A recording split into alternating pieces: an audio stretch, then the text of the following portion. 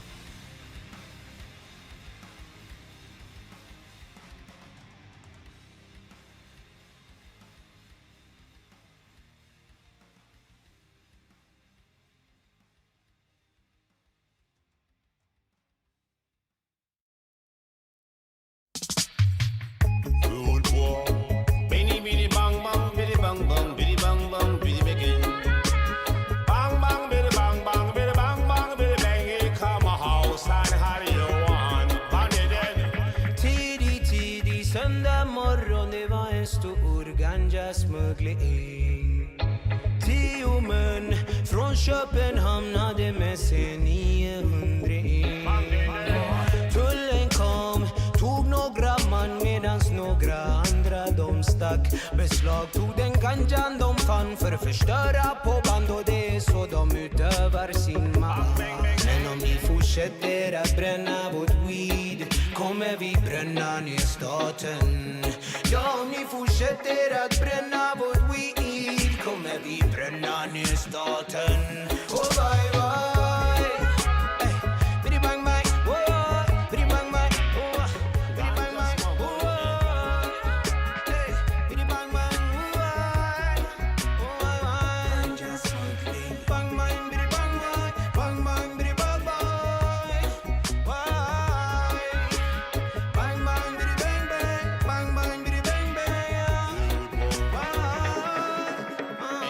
Holy, holy Sunday morning, it was a big, big ganja smuggle in Bilmena. In the mud, me a big cali butter, me a load them down in a data of Bilmena. One by one, load up the van, all of the ganja it ram. Me put it on a plane, so we gonna Spain. Money just a flow like rain. Rude boys a muggle up the lane with them girl named Jane. Bang biddy bang bang music play. Bang bang biddy bang bang biddy bang bang biddy bang. Ganja smuggling again. Ganja smuggling. Bang bang biddy bang bang biddy bang bang biddy bang bang biddy mundi gina min min biddy bang. Bang bang biddy bang bang biddy bang bang biddy bang bang biddy mundi gina min min biddy bang. Tidig söndag morgon, det var en stor ganja-smuggling. Tullverket och polisen, de var redo för en plundring. Ville nog att fåglar sjunger, men ingen av dem sa smack. De vill ju vända Bram emot Bram, vill att du snitchar på han som att du inte redan är fast. Säger om ni fortsätter att bränna vårt weed kommer vi bränna ner staten. Ja, om ni fortsätter att bränna vårt weed kommer vi bränna ner staten. Svär om ni fortsätter att bränna vårt weed kommer vi bränna ner staten. Ja, om ni fortsätter att bränna vårt weed kommer vi bränna ner staten. Oh bye bye. Hey, biddy bang bang. Oh, biddy bang bang. Oh, biddy bang bang. Oh, hey, biddy bang bang. Oh, yeah. Hey, bang bang, biddy bang bang. Bang bang, biddy bang bang. Yeah. Bang bang, biddy bang bang. Bang bang, biddy bang bang. Yeah. Rude boy, got the ganja plan. He come out alongside the man Ali Wahan. Man call Party Low Lancelot. Bang bang biddy bang bang biddy bang bang biddy bang. Ganja smuggling again, again, again.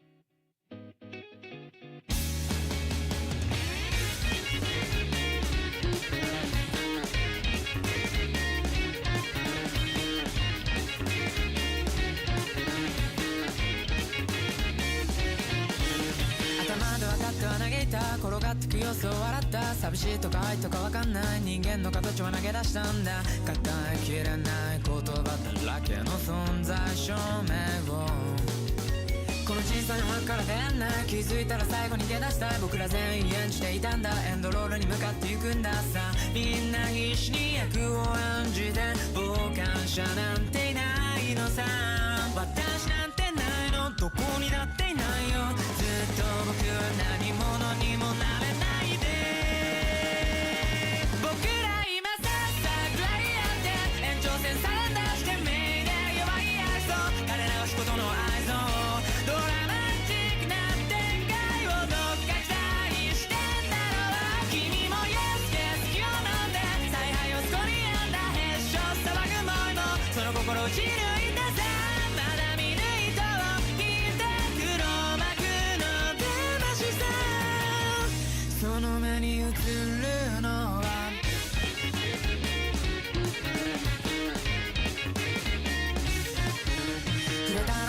しまった間違ってく様子を黙った僕ら全員無垢でありましたいつの間にやら怪物になったんだその全てを肯定しないと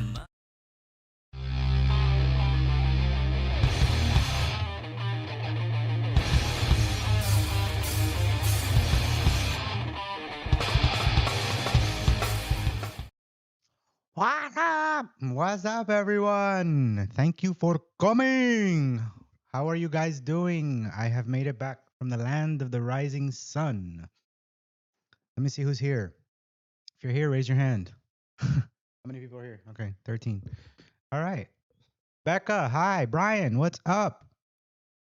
Let me put my glasses on. I can't see shit. I don't know what I'm trying to do. All right, here we go. Jeff, awesome to meet you, brother. That was awesome. What a great show Day of the Maid was. What's up, Vivian? Where's Brandon? Hola, Becca. What's up, Dave? So good to see you. Wild Wolf, what's up, brother? So good to see you guys all here.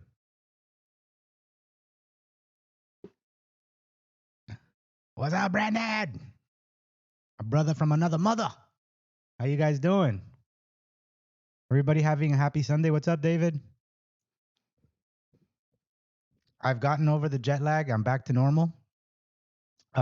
It was a very interesting trip. I'll talk about it here.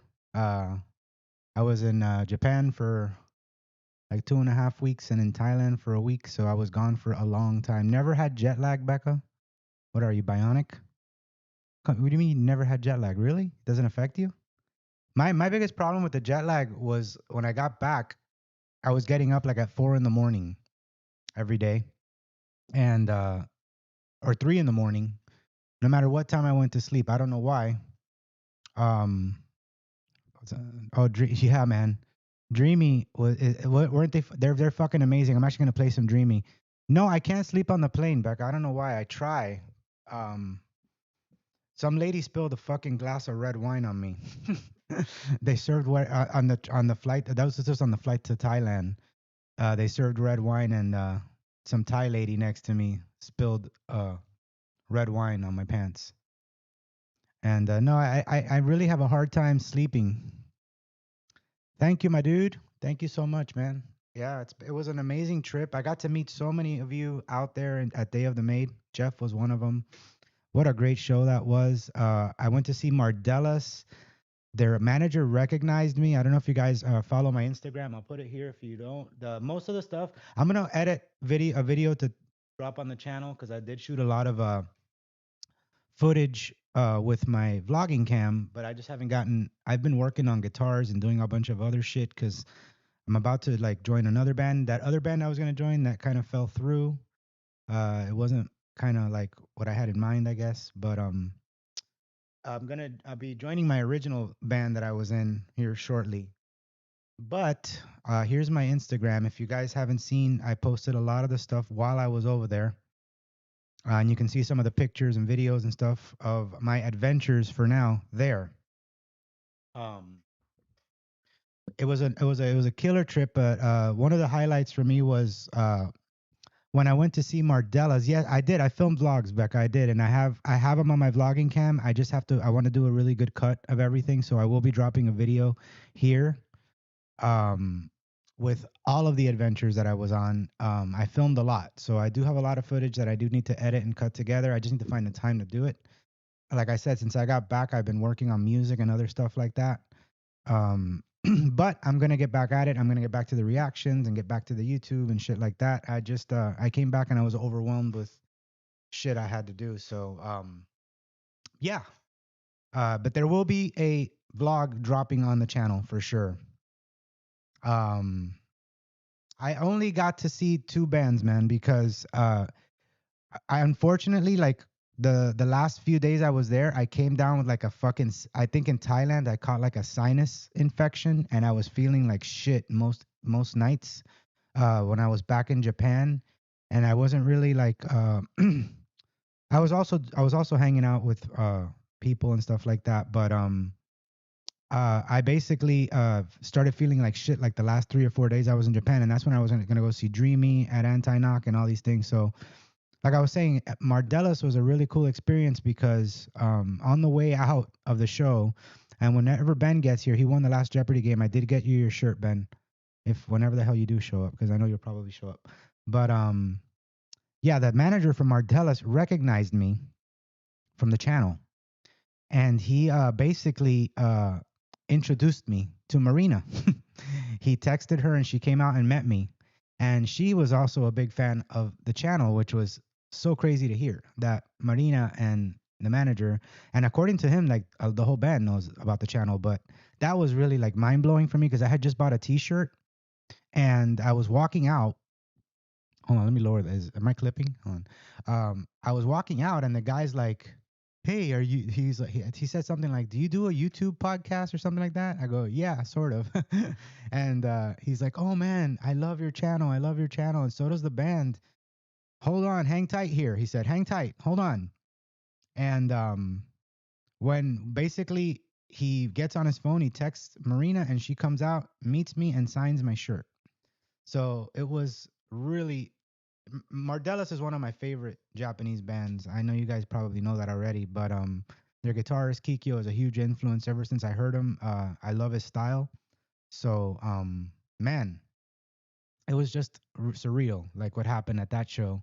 And you can see on the Instagram I posted, there's a picture with him and I there. The manager, he's the one that recognized me, and I got to talk to Marina for a little while inside the venue. I didn't take any I took audio of some of the show. Maybe I can play some of that here, but I didn't take any video because, of course, you can't take video inside those venues.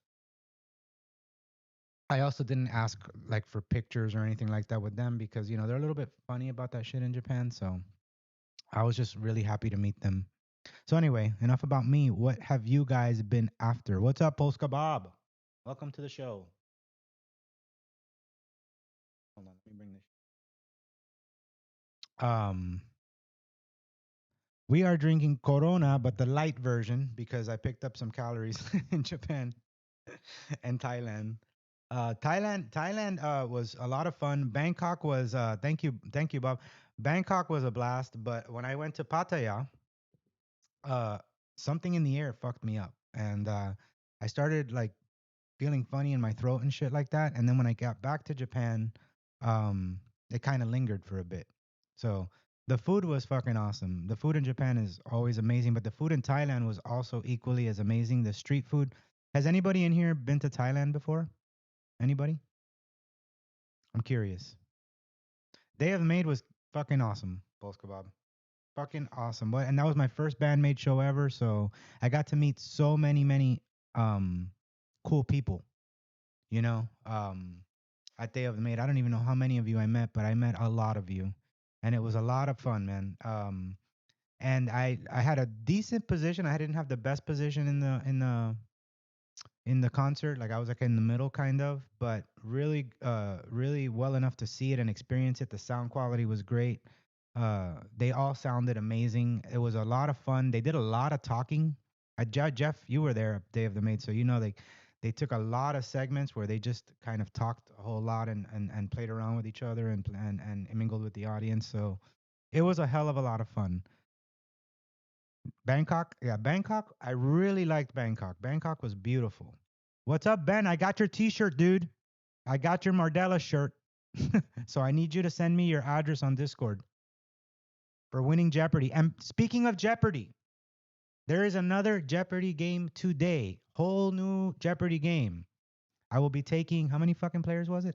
Was it like 6? I don't even remember. Hold on. Let me see how many players it was. Yes, 6 players. You will win if you type fast enough and you don't get commercials, Wild Wolf, because you were actually pretty good. I don't know if they filmed it, 80. I don't think I saw cameras. Do you remember seeing cameras there, Jen? Jeff? You're in Polska Bob? All right, so let me just take some players' names here. Whoever wants to play Jeopardy, raise your fucking hand and I'll put you in the game. We're going to do that in a little while.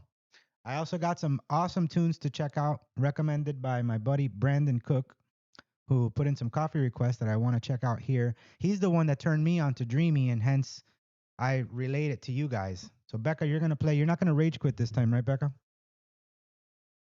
Hold on. All right. So who Polska Bob? I got Becca and Polska Bob. Who else wants to play? Oh, okay. Who? Yeah, I was like not paying attention to if they were filming it or not. I was just like in La La Land, man. I was having such a great time. No promises. Life happens. No problem, Becca. I'm used to it with you. No worries. Still love you though. Um, who else wants to play Jeopardy? I have Becca and Polska Bob. Of course, Ben JPR is going to defend his title. Okay, I got three of yous. I got three of yous.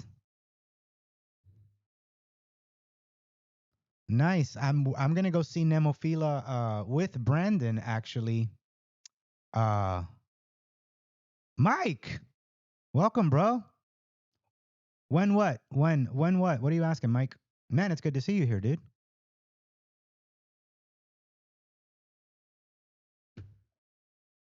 Yeah, we're going to Nemophila. When is it? July 8th, right, Brandon? I'm gonna raise some hell there. Nemophila kicks some ass.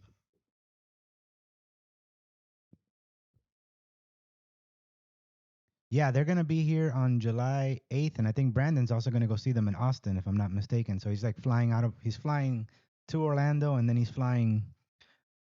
What's Jeopardy? You don't know what fucking Jeopardy is? It's a game, bro. Who wants to play? Raise your hand. I will put you in the game right now. We're gonna play it in a little while. Oh, Jeopardy, Jeopardy. We're gonna play it in a few. Mike, you want to join in, dude? I have a fucking cool Jeopardy game put together, which I know you're gonna do good at, because I know Mike knows a lot of shit. You want in, dude? I'll put you in. We're gonna play like maybe in the next like 15 or 20 minutes tops. Wild Wolf, you're in, okay? Wild Wolf. I got two more spots left. You want in, Mike?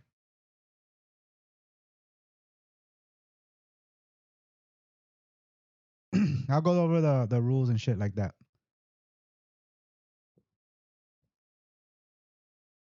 What's up, man? Welcome from the ATL. All right, Mike, I'm putting you in, dude. I'm gonna do some Jeopardy action for that ass.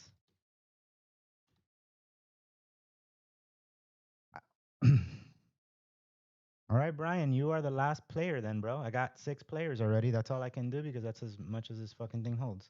So I got Becca, Ben JPR, Polska Bob, Wild Wolf, Mike Satan, and Brian joining the party. But before we get to that, all right, I was thinking of a quick question to ask you guys. If you could only hear one album, and I know people have asked this fucking question a million times, but I haven't. So if you could only hear one album for the rest of your fucking life, what would it be and why? Not you don't need to tell me why. Just tell me what it would be. I can tell you one album that I can play from beginning to end and I would never get tired of it. And I never been tired of it since the day I heard it the first time was Pantera, Vulgar Display of Power. That would be my pick. Pantera, Vulgar Display of Power. What about you guys? Unseen World. Think about this. Don't just blurt it out because this is like you can't listen to anything else. So imagine like it has to be an album. Wish You Were Here, great album. Um, it has to be an album that you can play from beginning to end and never get tired of it. You know what I mean? But for me, it would be totally like Pantera, Vulgar Display of Power. I don't dislike any songs on that album. Another close one, believe it or not, and I know many of you won't relate to this, but it's The Darkness, Permission to Land. That's another album that I can play from beginning to end and fucking love it. Oh, Moscato. All right, let's do it. STMLT, Silent Killer. All right. Let me Carcass Heartwork. I don't even know if I've heard that whole album. I've heard a lot of Carcass, but I'm gonna check that out, dude. Hold on, let me click on this shit. Let me bring this to the right screen. Like we can play this. All right.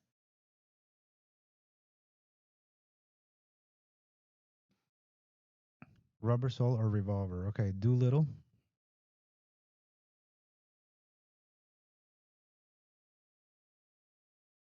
Physical Graffiti. That's a good one. Carcass Heartwork. I gotta hear that shit. I love that type of shit. Carcass kicks ass. Are any of you guys into Lorna Shore? Lorna Shore is insane, but it's really brutal. It's not for everyone here. It's not for the hearing impaired. Love the Pixies too.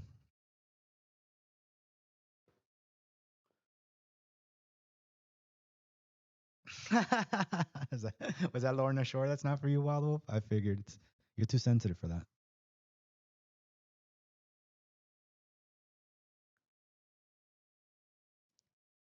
Yeah, no, they're brutal. I know it's crazy. I mean, I'm more, and I'm not in like the vocals. It's not really why you listen to them, but the freaking music and time signatures and shit like that, how they flip it around is nuts, man.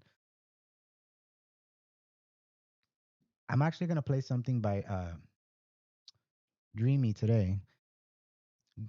Brandon, throw something good by Dreamy down so we can play some of that so people could check that shit out.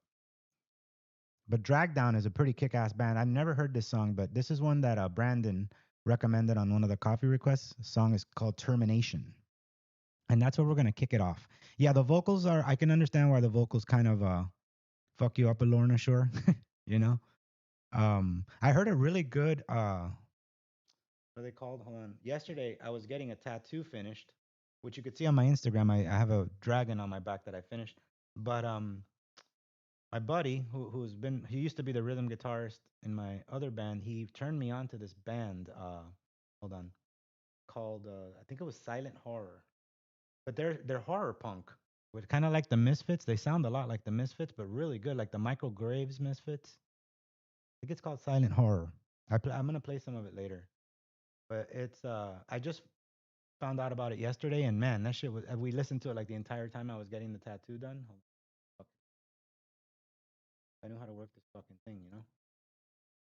Be a big plus. Can you guys hear me okay?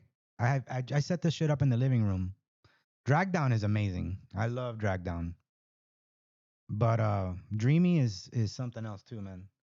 Let's listen to this Drag Down shit in a second. Let me just see if I'm trying to find the name of this fucking band. Hold on.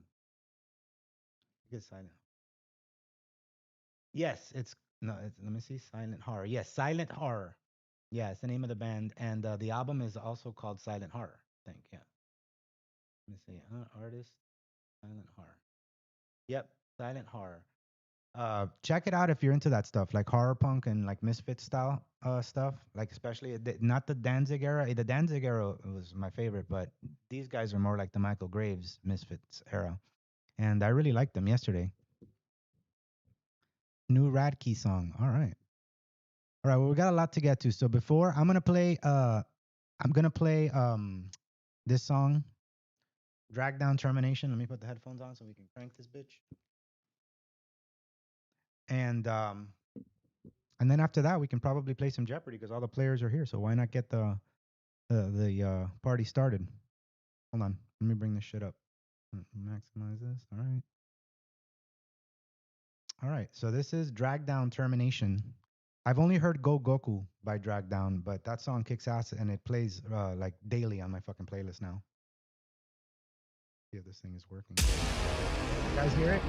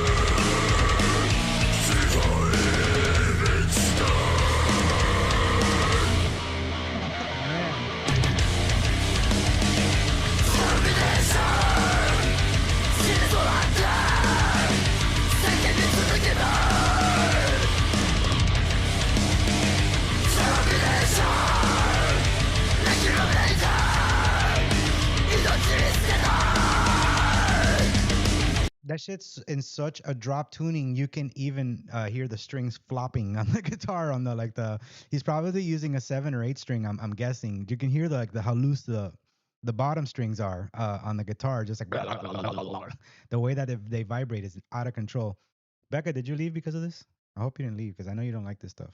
That's why I'm playing it though. No, I'm just joking.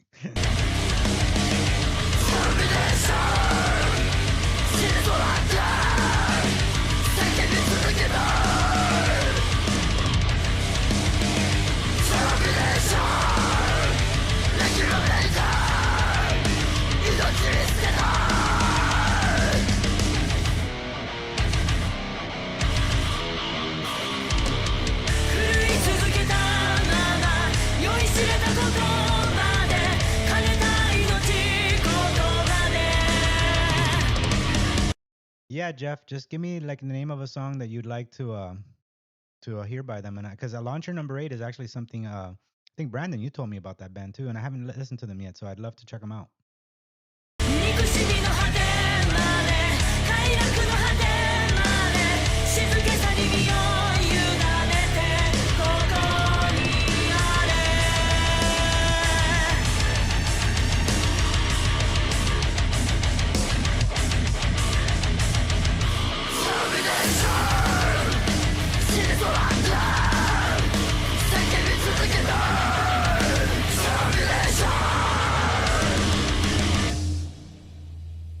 That shit is fucking sick, dude. Is it over?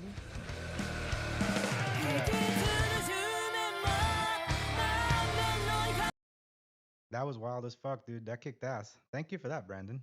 As always. Speaking of 8 strings, let me just show you my newest acquisition. I have it right here, so that's why I'm going to show it to you guys. I own a 7 string, but this is the first 8 string. Look at the size of the neck on this bitch.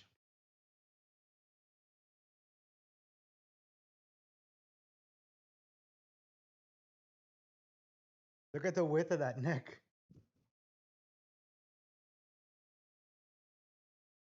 It's like playing a 2x4 fucking surfboard. It's crazy. It's like I'm nowhere near used to playing a neck this wide. But man, it's fucking out of control. I've been playing with like really bottom end riffs with it and shit like that. It's fucking nasty, dude. Yeah, look at the size of this fucking neck, dude. Look how thin it is though. You could rip on this shit. A really thin neck. This I think it's a JSDM2 or something like that. It's called. Sorry. I picked it up real cheap, so I was like, why not? It's an 8 string and I don't have one. But more than anything, I was just like, man, I got to get used to this shit. I'm not even that used to 7 strings. I tend to want to go to like the bottom string as the E, but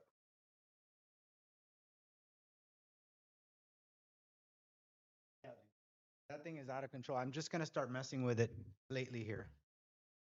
Yeah, it's wide. It's wider than a 5 string bass. It is. It feels like it's just like when you try to do like sweeps and stuff on it, it's just like never ending. You know?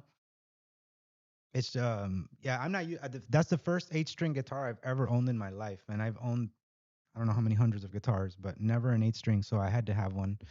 I have a 12 string hanging on the wall here too, but that's different, you know, that's plays like a 6 string. This thing's totally different. So you guys you want to start the Jeopardy game, or you want to listen to more music now? What do you want to do? I'll leave it to you guys. You want to start Jeopardy, or you want to play more music? Oh, another song. Oh, Launcher Number 8. Why don't we check out Launcher Number 8 real quick? All right. Matches my live stream. Music. Kebab. Let's play this Launcher Number 8 that Moscato just linked right here. Hold on. After this, we'll do Jeopardy. Hold on. Oh, yeah. Check it out. It does match my live stream. You're right. All right. Let's see what's up with this shit. Launcher Number 8. I believe I've heard of these guys a few times. I've never actually listened to them. Let me crank this.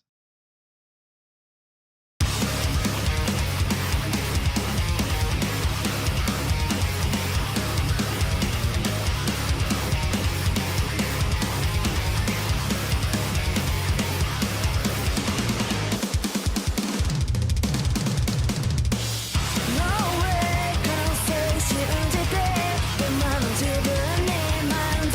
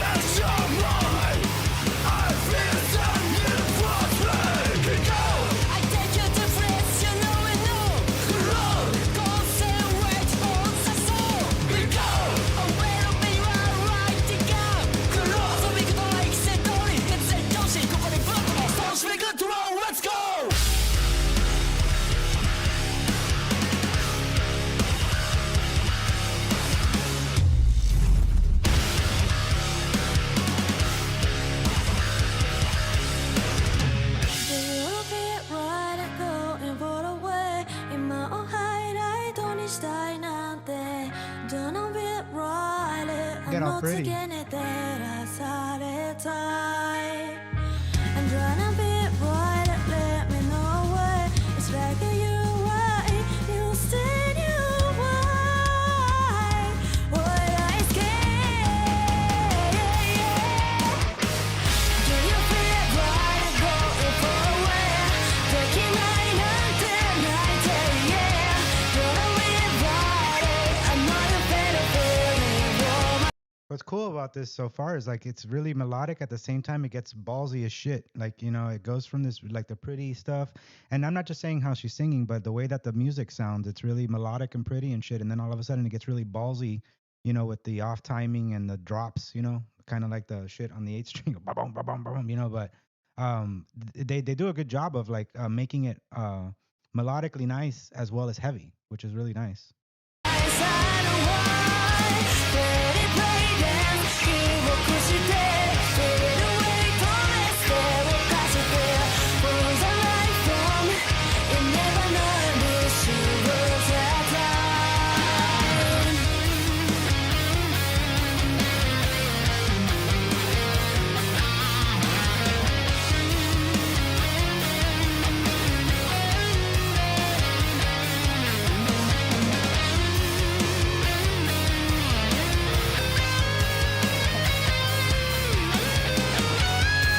That's very normal, Becca, to play the guitar like that. That's what I do live too. I gotta bring it up here. Just you feel it more. You know what I mean?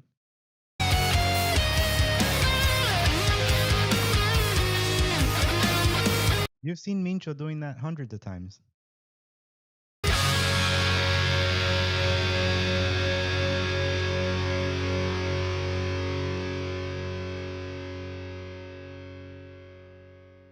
That was nice. Very cool.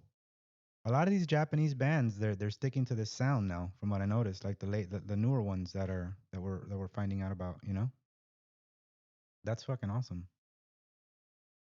Anyway, you guys ready for some Jeopardy? We can start the game. Hold on, let me bring all this shit up. Let me get my shit together.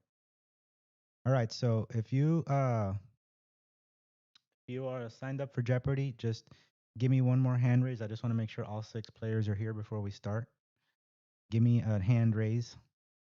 Raise that hand, and I'll bring it up, and then we can get it going. All right, Becca's here. Polska Bob is here. Who else? Come on, come on. Brian's here. We're missing a Mike Wild Wolf here. Mike's here. Okay. Who else? Is Wild Wolf here? You're here. Okay. Am I missing anybody? I think that's I'm Ben's here. Okay, we're ready to fucking rock. All right, let's do this. All right, so you guys, Jeopardy rules. Now, last time we had Smashed by Noon here, who was fucking the whole game up. Luckily, he's probably hungover right now and not with us. But the basically so we can make it fun and keep it cool. In order to, I don't have a fucking nifty way to buzz in or anything. I haven't figured that out yet, nor have I had the time to do it. But last time, I think we were using the word buzz or something like that. We could use an emoji. How do you guys want to buzz in to answer the question? What do you think would be like the best thing? Because I know some of you guys are on a mobile phone too. So whatever's fair that you want, you guys can buzz in. Now, when you buzz in, wait till I call you and then just like type the word buzz again, like that. Okay, we can do buzz if you want, if that's cool. Or a thumbs up, whatever you guys think. You know what? Let's stick to one thing so I know. Okay, typing buzz. Okay.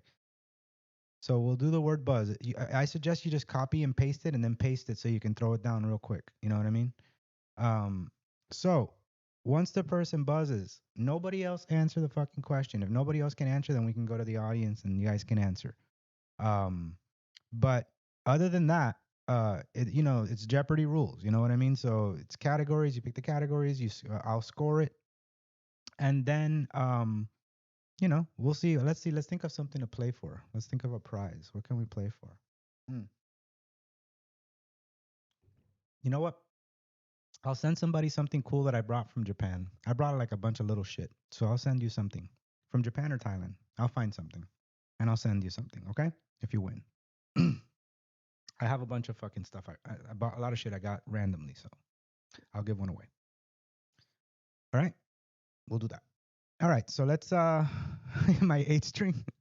I just got that, man. Let me fucking play it a little bit, please. I literally just got it like 3 days ago. All right, so I'm gonna bring it up here, and then we'll present the categories. All right, so here we go. Oh, why is this thing saying? Oh, I haven't saved this. That's why. This was last game. Hold on, let me save this. There we go. Now it should update here any second. There we go. Boom. All right. Um. All right. Here we go. So I'm going to present the categories to you, and then we are going to. I will think of a number from 1 to 10.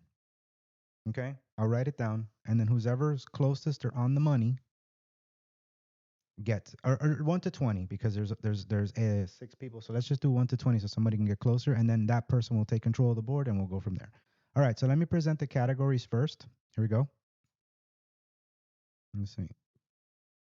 80s rock anthems, TV commercial slogans, rock and metal knowledge,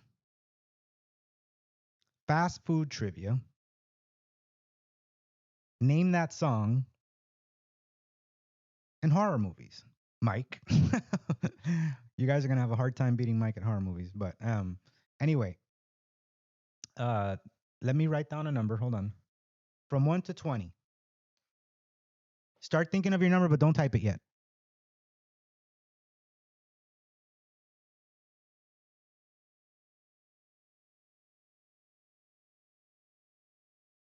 Write it down.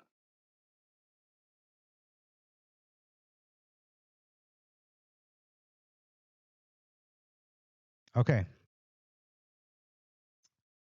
All right. So throw your numbers down, all of you, and then I'll tell you who's got the closest without going over, because this is like the Price is Right. So whoever's closest but under it.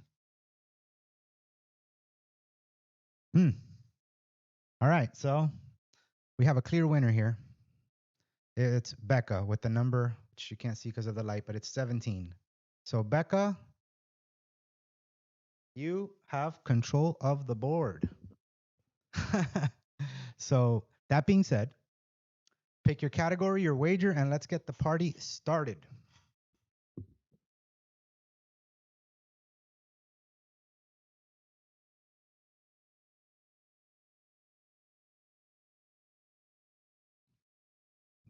Becca, category, wager, you won. Let's go.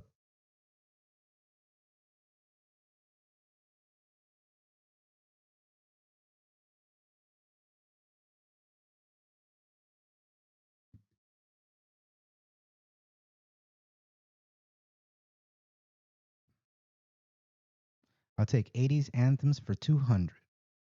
All right, let's do it. 80s rock anthems for 200. Here we go. Now, some of these are going to be easy, some of these are going to be hard. I kind of made it like, so some of these you might not know. Maybe you know all of them. Ready? Here goes.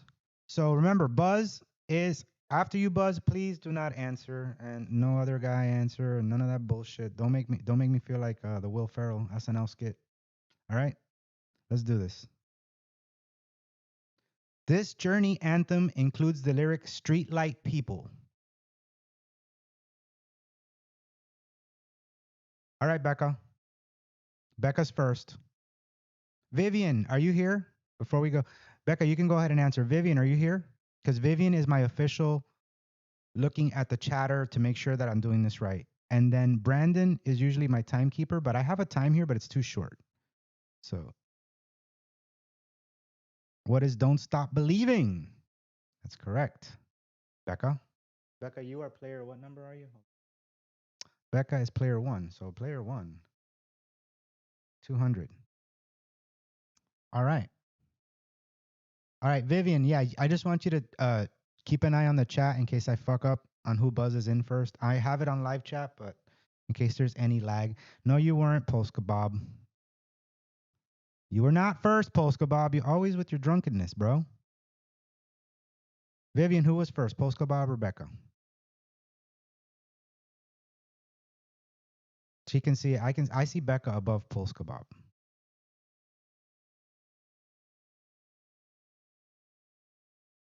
Yeah, me too. I'm not Vivian, but it's Becca. Becca, see? See, Polska Bob? You see? All right. So let's go back to the main board. Becca, you're still in control. Category and wager.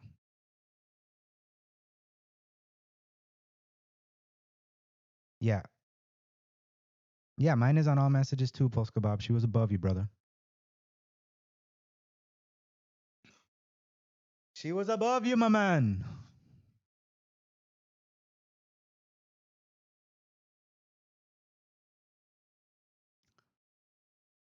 Okay, fast food trivia for 400. Let's do it. Fast food trivia for 400. Ready? 3, 2, 1. Get your trigger fingers ready. All right, let's do this. Before becoming Taco Bell, founder Glenn Bell operated this type of restaurant.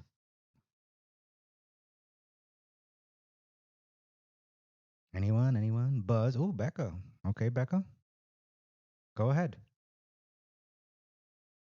See, Post Kebab? You're behind the wheel again. Becca was the first buzzer.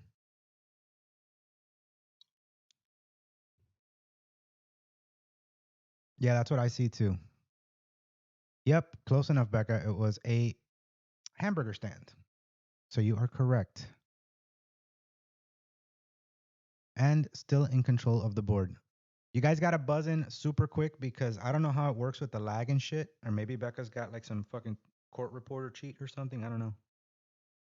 But I'm just going by what shows up first in the chat. So just have the word buzz in the chat and then hit enter as soon as you know it. All right, Becca. It's all you. You sucking ass.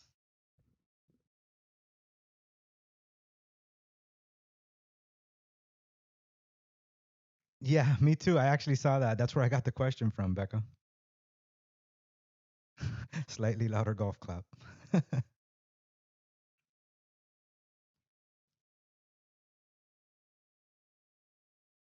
All right, Becca, we're waiting.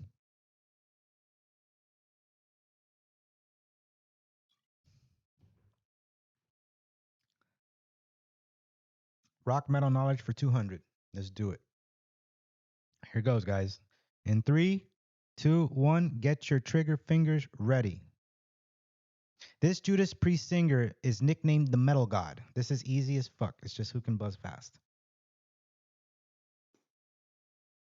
Wild Wolf. Wild Wolf. Wild Wolf was the first buzzer. Who is Rob Halford? That's right. Correct. Can see his bald head. Wild Wolf. All right.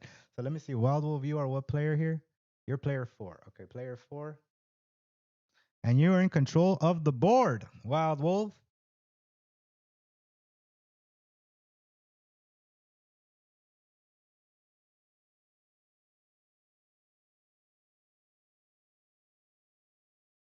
You are in control of the board. Let me go back. Sorry. I know.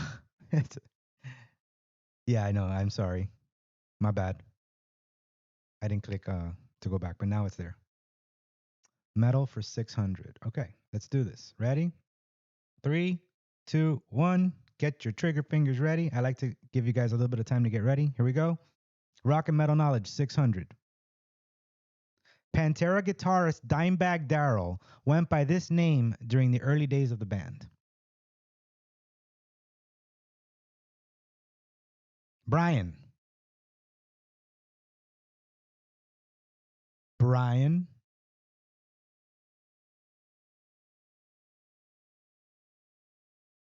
I think you got lag, Mike, because I know you know these things.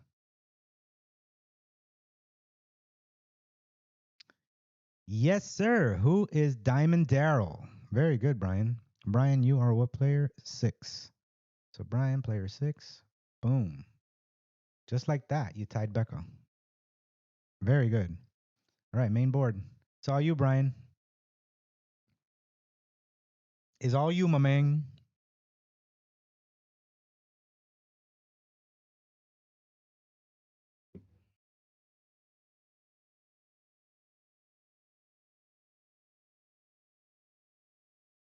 Oh, you're on the TV. That's what it is, bro. Maybe grab your cell phone if you have a mic. It's easier just to like throw it into the chat like that. It's anybody's game. This shit just started. So, ready? Fast food for 200. Fast food trivia. Here we go.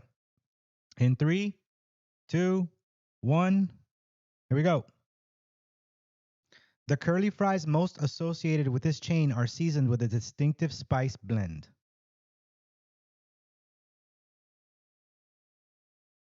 Wild Wolf.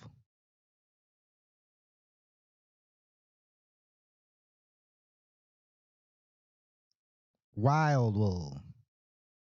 Yes, sir. You got it correct. What is Arby's? Old Spice. Good job, Wild Wolf. So, Wild Wolf, you are where? Player 4. Okay. Boom. Main board.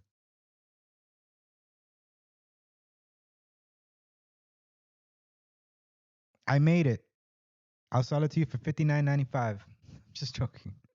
It's not that hard to do. It's just done in PowerPoint. There's a video on YouTube that I used to make it. All right.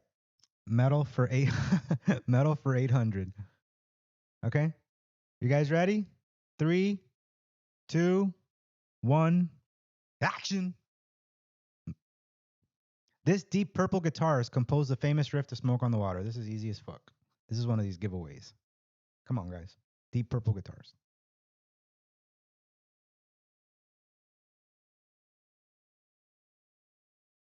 For real? Nobody? Mike. All right, Mike.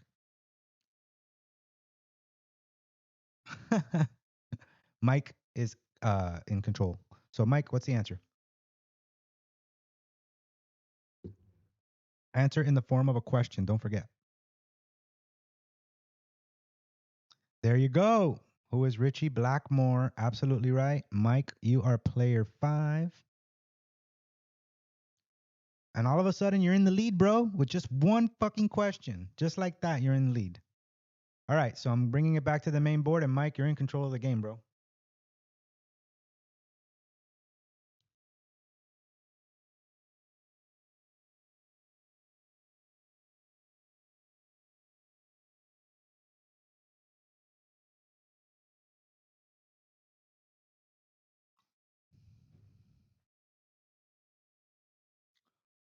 What's your fancy? Horror movies for 1,000. Oh, okay. He's going straight for the winner right here.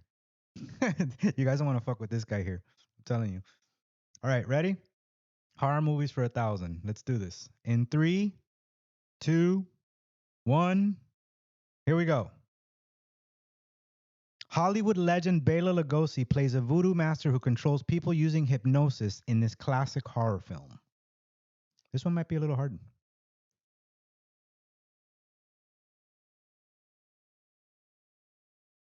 Anyone? Buzz. Oh, Mike Satan.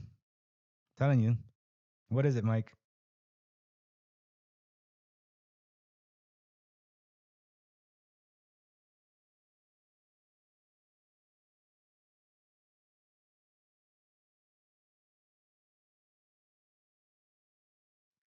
That's right. I knew you would know. Dude, when it comes to horror movies, see, I didn't even know you were going to show up here. It's going to be hard to beat you. All right, so Mike, you are player 5. And just like that, you're at 1,800 points in the lead. But before we go on, I want to show you guys something. Why I picked this question, because I actually got this guitar too.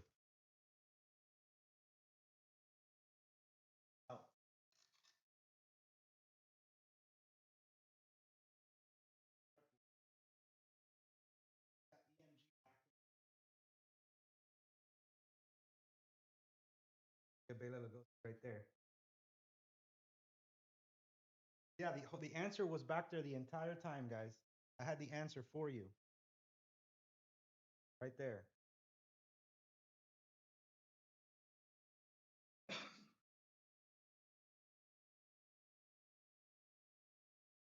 The inlays are sick, right? The spiders. Yeah, they're fucking badass. That thing plays like that's a metal monster, dude. The pickups are ridiculously hot. You know, there's those EMGs, so they're super, super hot pickups.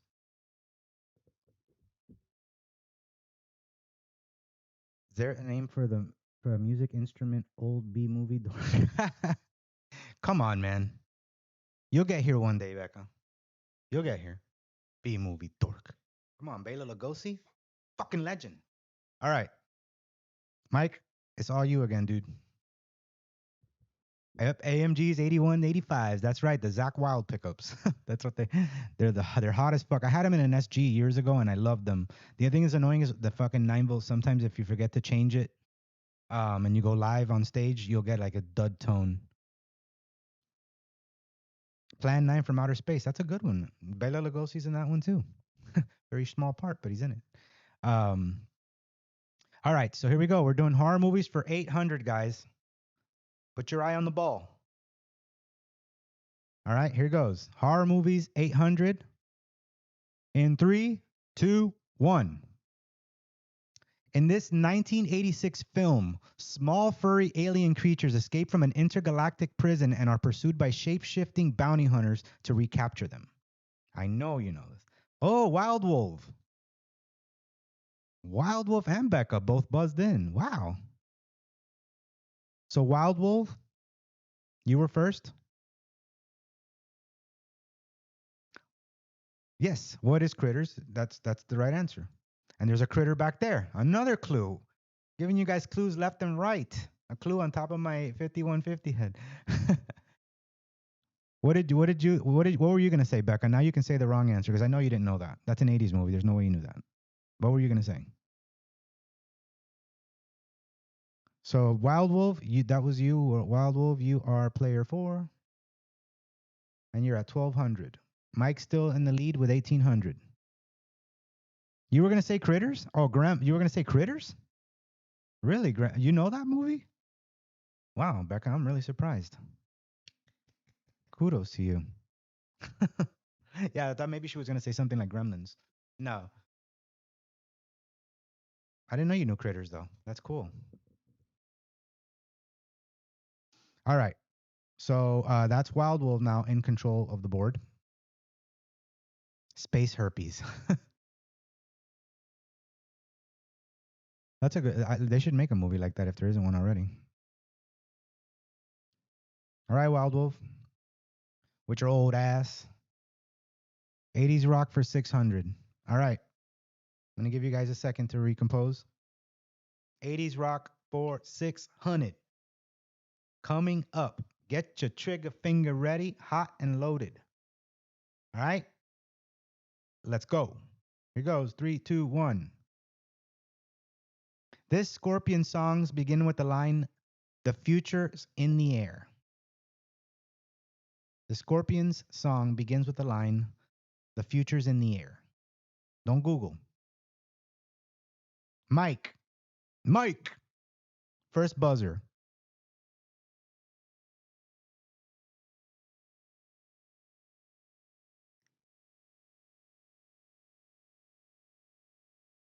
Give you a second to type. Have a clock here, but it's too fast for this for online, but don't worry, it's not. It's too fast. What is winds of change? No, I do not believe that that's the answer. No, that is not the answer, Mike. If I'm not mistaken, I wrote this question, so I think I know the answer. No, it's not winds of change. So, Mike, you're player 5. You lose that money. Boom. Now you're at 1200. All right. So, who is Polska Bob? I'm almost sure, but if it is, I'll give it to him. Scorpions suck anyway. Fuck the Scorpions. I'm pretty sure it's not Winds of Chains. Yeah. Yes. What is Rock You Like a Hurricane? And the only reason I know that is because I typed this shit, and I don't remember typing Winds of Change. But let's reveal the answer, and it is Rock You Like a Hurricane. See? So Polska Bob. It's all you. Where are you, Polska Bob? You are player 3. Ben, are you even fucking here? Word up. Is Ben here? Because I haven't even seen Ben try. And that's not like Ben. So right now we got a tie between Wild Wolf and Mike Satan.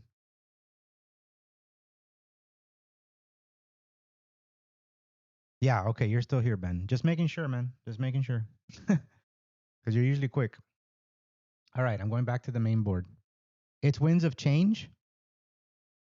It is? Hold on. Let me look.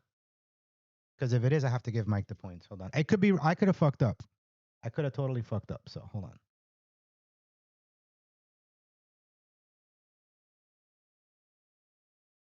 I fuck up. So hold on. I'll look it up and confirm. And if that's the case, I will.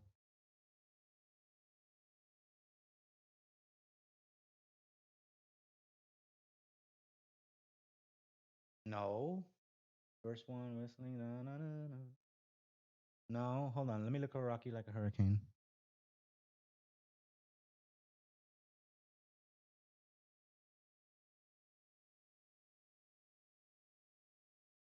It's early morning and the sun.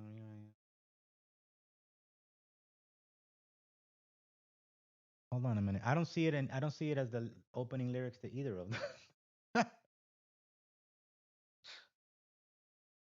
Hold on. What was the fucking line again? Hold on. What was that? This was 600, right? The future's in the air. Hold on.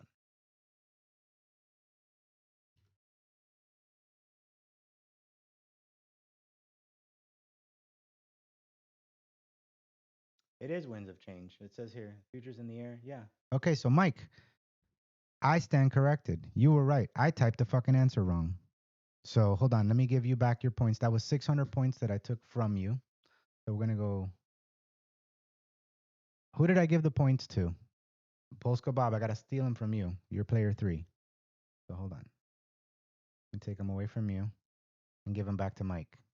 And Mike is in control of the board because he actually got the answer right.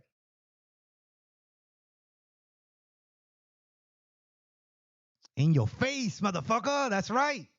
Burn, bitch. Motherfucker. All right, guys. We'll take a little breather for Polsko Bob. I got to turn my AC on anyway and take a leak. So I will be back in no less than 5 minutes, and we'll that way he'll be back. And that way you guys can, pee and poop and do whatever the fuck you got to do. All right. I'll be right back, guys.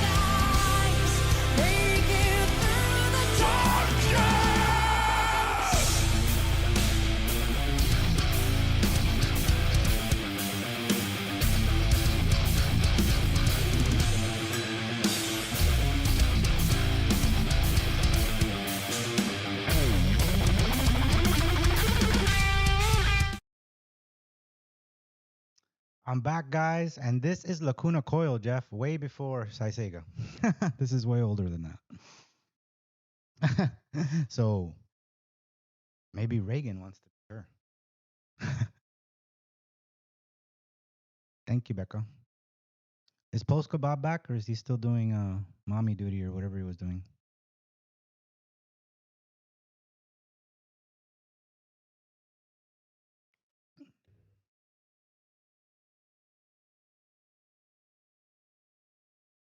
Hey, I think that the vocalist doing the growls was a male anyway. It wasn't the lady. Should we give Post Kebab a few seconds or boot him from the game? Or should... Here we go. Okay. Here you go. Post Kebab. I was about to throw your ass out. You made it back right in time. Perfect. All right. Everybody here. Just type number 1, all 6 players, so I know you're here before I continue. I want to make it fair. Just type the number 1. El número uno. All right, Becca. Wild Wolf, who's an apparition right now, but he's sort of here. Brian's here. Mike's here. Post Kebab, we know is here. Okay. And Ben's here. All right. We're all here. So, Mike, you're in control of the board because I totally fucked that up. I know, Jeff. It's all good, man. Do you know Lacuna Coil? They're Italian. They're a really good band.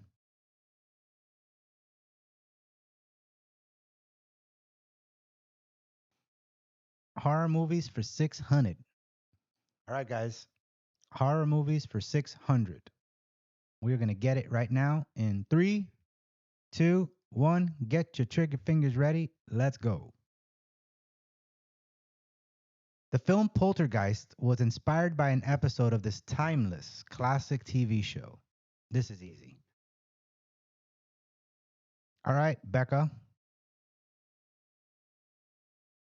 Becca.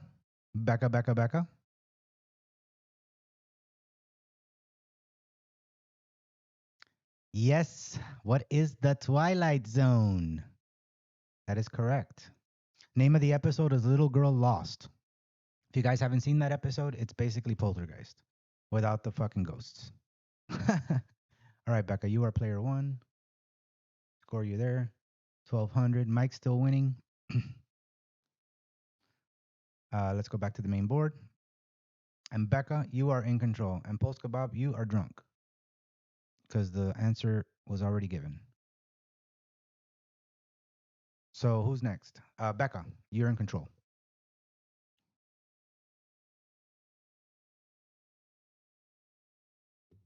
What do you mean Becca didn't buzz? She was the first buzzer. Look at her right there, man. Post Kebab, what's wrong with your fucking computer, bro? What's up, Lazy Boogie? How you doing? Good morning.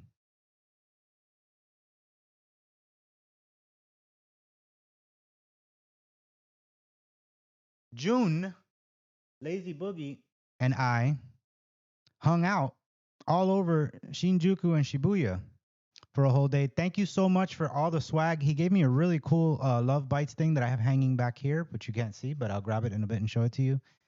He gave me a bunch of cool swag. I'm working on a buzz. Yes, so did she, Pulse Kebab. She did buzz, bro. Vivian, official buzzer keeper, are you here? Can you please let Pulse Kebab know that Becca buzzed in? Because I see it clear as day. It was actually Becca, then Mike, then you, Pulse Kebab. And no, I haven't seen that movie, Moscato. I saw that you asked me the Pirates movie. I haven't seen that at all. It was Becca. See?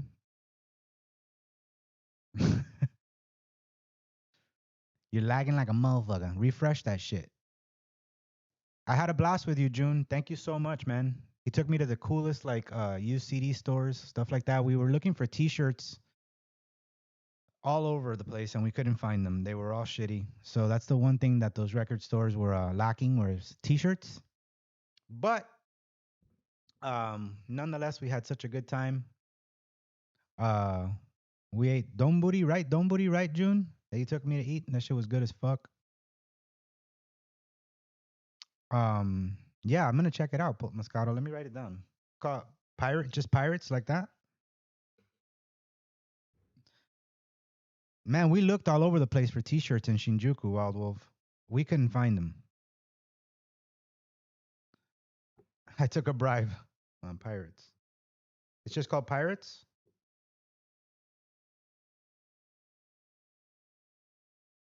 What's the name of the store, Wild Wolf? Because man, we looked. I mean, and June lives there, and he was looking too. Oh, Ice Pirates. Okay. Writing it down. Look it up.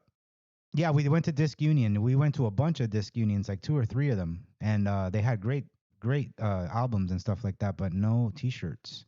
We did go to Disc Union, I think in Shibuya and Shinjuku, right, June? Matuya. Oh, now you know about it, June? Now you know that I'm all the way the fuck over here? All right. TV slogans for 600, guys. Back in the game. TV slogans for 600. Okay? So, that being said, in 3, 2, 1, pay attention if you're playing the game. I'm about to reveal the answer. Here goes. Melts in your mouth and not in your hands was used to market this candy. This is pretty fucking easy, right? Becca. Damn, Becca, you're fast as fuck. Becca buzzed in first, right above Mike. What is M&M's? That's right, Becca. Very good, Becca. Player 1. So Becca's at 1800 now, tied with Mike. What do you? She's got some kind of bot or something typing that shit. Maybe it is. Maybe it is. Dave. Maybe it is. Long ass fingers. Yeah, Becca. What the fuck, dude?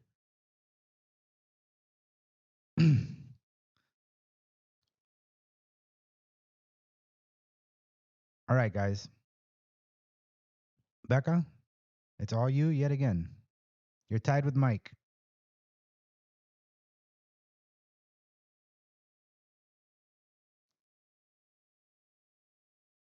Ben, be sure to send me your address on Discord so I can send you that shirt, dude.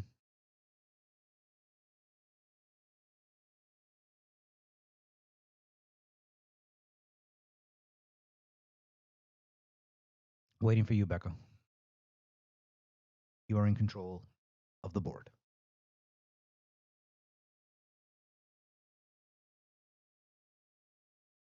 '80s rock anthems for 800. Here we go. All right, guys, get ready. In 3, 2, 1. Here we go.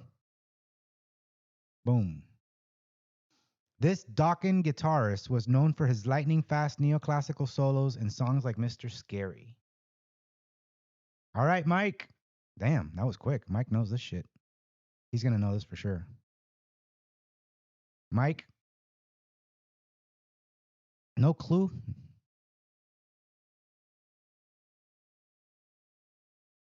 Yeah, I can tell, Ben. What the hell's wrong with you? Who is George Lynch is the correct answer. Very good, Mike. So Mike is player 5. Boom. He's at 2600. Damn, Mike. George Lynch, man. Fucking legendary shredder. All right, so let's go back to the main board. And Mike, you're in control of the game, bro.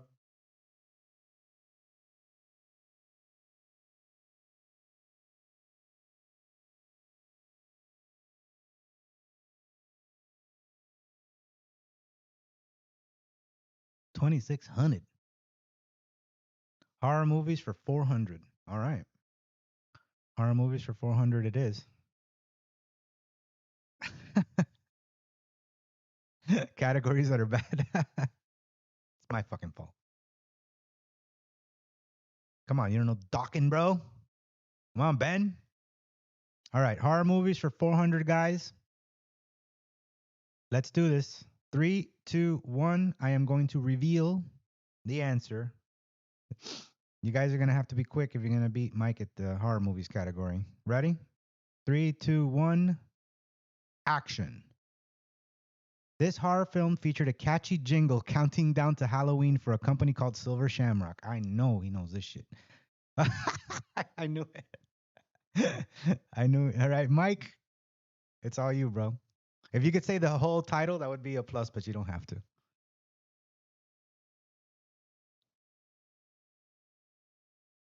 But I knew Mike was gonna get that. As soon as I read the question, I'm like, "There's no fucking way anybody's gonna get that faster than Halloween 3." Yes, Halloween 3. Season of the Witch. 'Tis the night of the witch tonight. Yep. All right. Mike is at 3,000 points. Damn, Mike, you're tearing it up, dude. Good job. Shows up here and cleans house. Nice job, dude. All right. You're in control, my man. Nobody likes Name That Song. You didn't even touch that category. Fuck that song. Fuck that fucking song.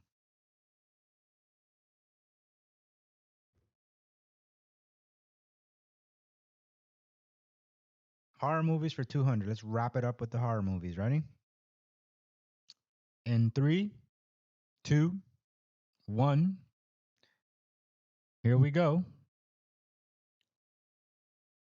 This John Carpenter film features a remote Antarctic research station where paranoia spreads as the crew realizes something can perfectly imitate any living organism.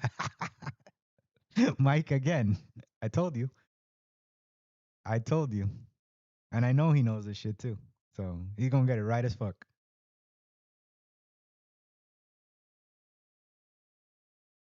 All right, Mike. It's all you, bro.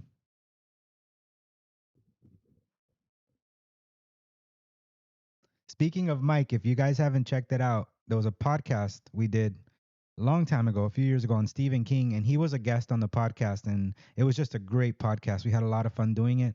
So if you haven't seen that, it's on the channel. Go to the podcasts, and it's the Stephen King podcast. Mike was a guest on that, and it turned out great. What is the thing is the correct answer. And to be fair, Mike is like a horror movie encyclopedia. He knows a lot about horror films. So it's kind of hard to beat him at this. I would have made these a lot harder if I knew he was coming. But anyway, yes, it is the thing. Um, and let's give him some points here. Boom. He's at 3,200 points. Yeah, he's read like every Stephen King novel. That's why I brought him on that podcast, because nobody better to talk about Stephen King than him. He was literally reading. He read every book. Uh, 70 Stephen King books. That's fucking crazy. So yeah, he's like, it's a really cool podcast. He knows a lot. I'd highly recommend you check it out.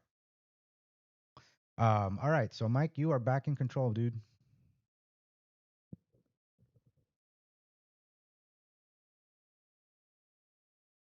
I'm gonna be doing a lot more collabs with you guys too. So I'll come up with topics and I'll put it out there. So maybe we can do some stuff together.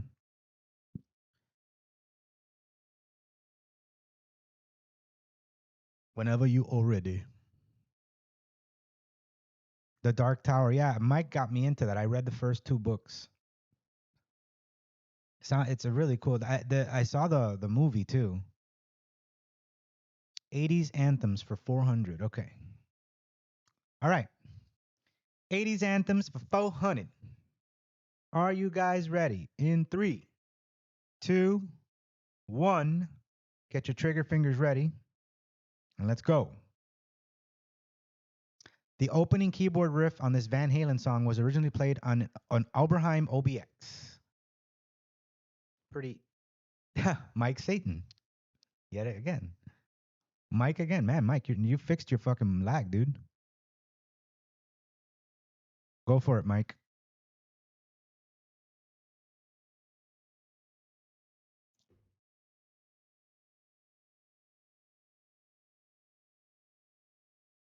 What is jump is the correct answer.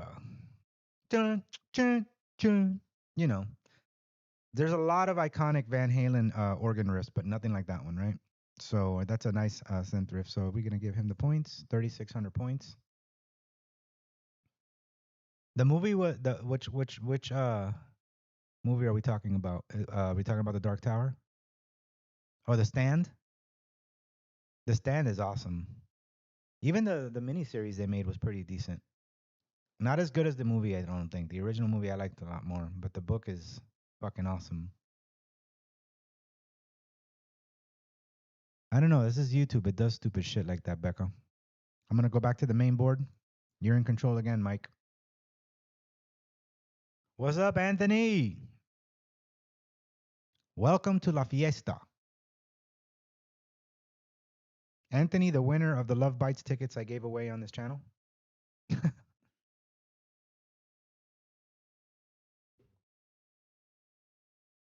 TV slogans for 200. All right.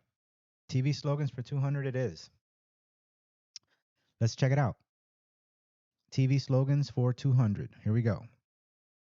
I'm giving you guys a second to recompose. In three, two, one, action. This fast food chain used the slogan, "Where's the beef?"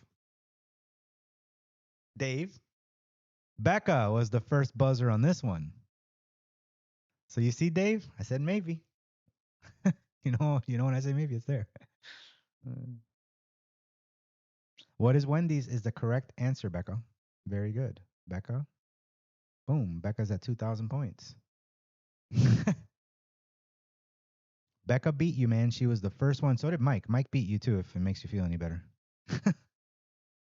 Becca and Mike beat you, Wild Wolf. All right, Becca. Back to the board. Becca's got the quickest fingers there is. If she knows the answer, she's gonna beat all you motherfuckers at buzzing.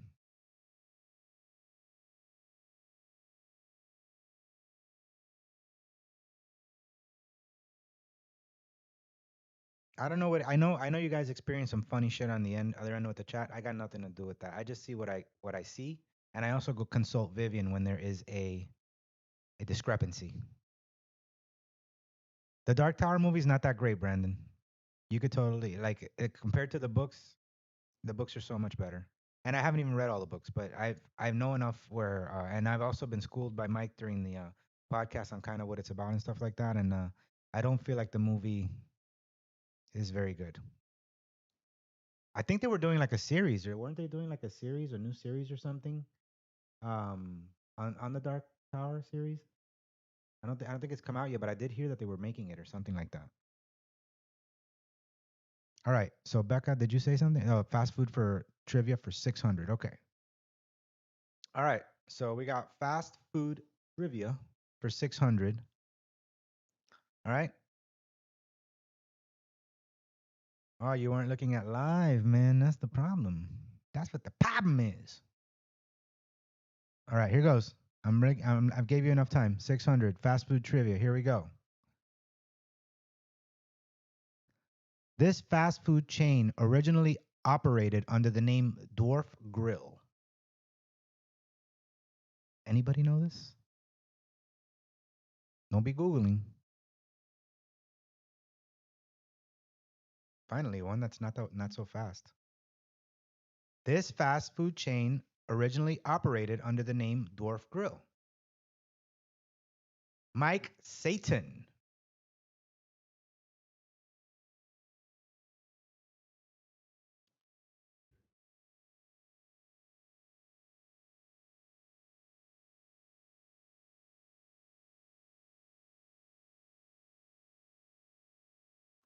No, it is not Dairy Queen, Mike.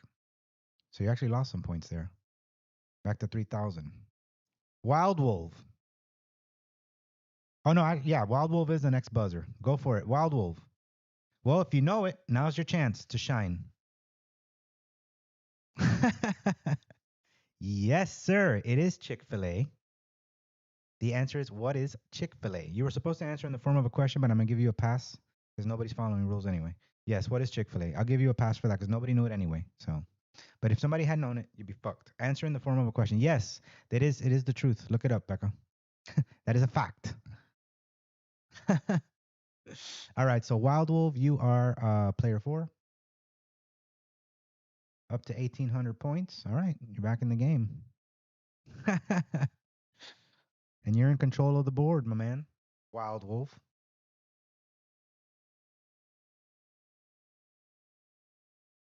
I might not even know the answer to some of these things. I made this thing such a long time ago. But I do remember the answer to that one. That's why.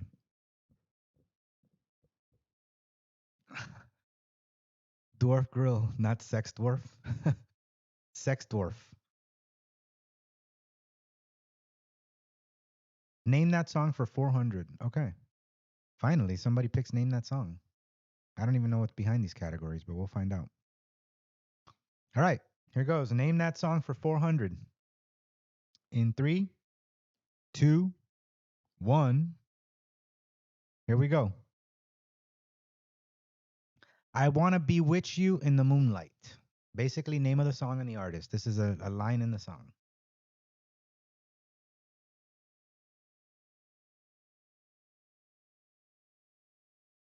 This is easy.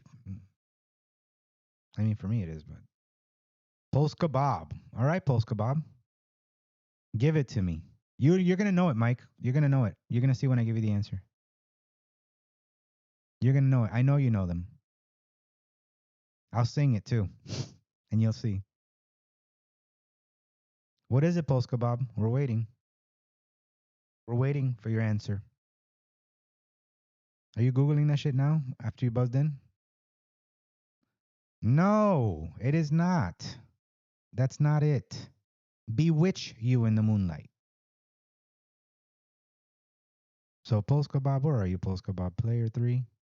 Polska Bob, you're at negative 400, bro. Nobody knows this? About if I sing it. If I sing it, you guys will know what it is. I'll give you guys another minute, and then I will go back to the board. Wanna be with you in the moonlight. Wanna be with you all night. Pretty famous song, I think. Nobody? Just wanna be with you in the moonlight. No? Okay, Wild Wolf. After the hints, you might get it. Gay.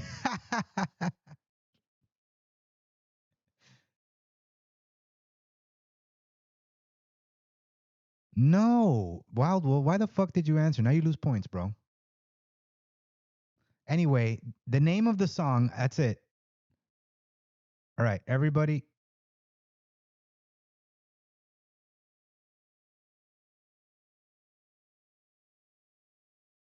Guys, let's stop with this bullshit, okay?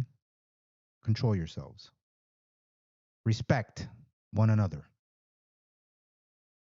What is Dance Macabre by Ghost? You guys don't know this song? It's a pretty famous fucking song. Nobody?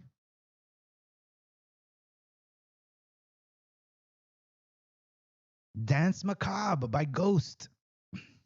I know Mike knows that song. You know Ghost.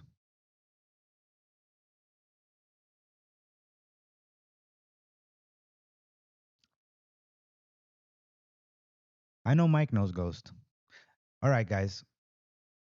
Back to you can't stand Ghost. Somebody kick Ben out of here. Quick. No, I'm just joking. No, it's cool. They're not for everyone.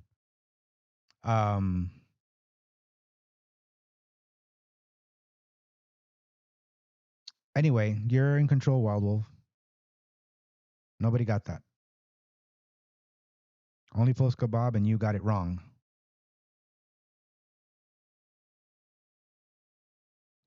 Ghost is kind of like, their newer stuff I don't like as much as their older stuff. If you listen to like Infestasimum is one of my favorite albums by them. Opus Eponymous was a great album. So like if you listen to like their first 3 albums, they're great, and then they kind of start getting too commercial for my taste. Anthony's leaving? Okay, Anthony, take care, bro. Hasta luego. Name that song for 200, guys. All right.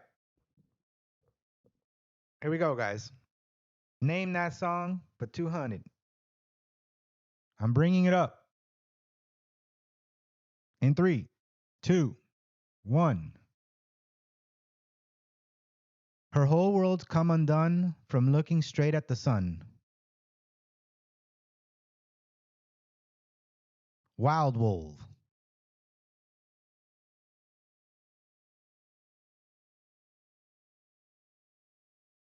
No, that is not the answer. I don't even know the answer to this, but I know it's not that one. I forgot what the answer to this is. I'll be honest with you. But I know that's not it. Wild Wolf, where the fuck are you? Player 4? I'm talking to you.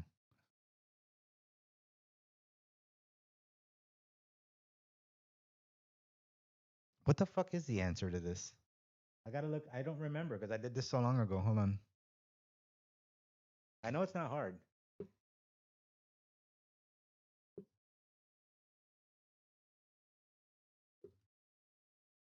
Nobody else gonna give it a shot? Oh yeah, I know what it is now. Okay. That's what she said. That's the name of the song. No.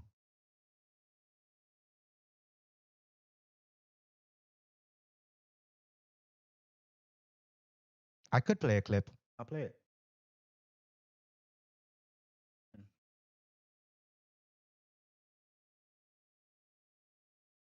Yeah, especially like when you don't know the songs. Yeah, but you already answered wrong, Wild Wolf. So you out of gas. Don't Google. That's good, Becca. That's good. I had to Google because I didn't remember the fucking answer. Is Shamalama Ding Dong here? Oh shit, Shamalama Ding Dong, welcome. You are fucking late, bro. Super fucking late. Shame on you. Shame on you. Shame on you. Anyway, nobody's gonna guess at this other than Wild Wolf guessing wrong. Black Hole Sun was not the right. Black Hole Sun, won't you come? Won't you anybody? All right. The name of the song is Jenny Got a Gun. So that should be the first line.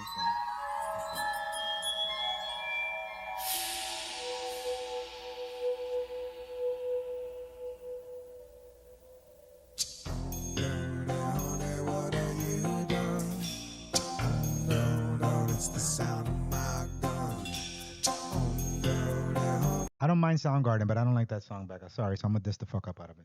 What are you done? Notice the sound.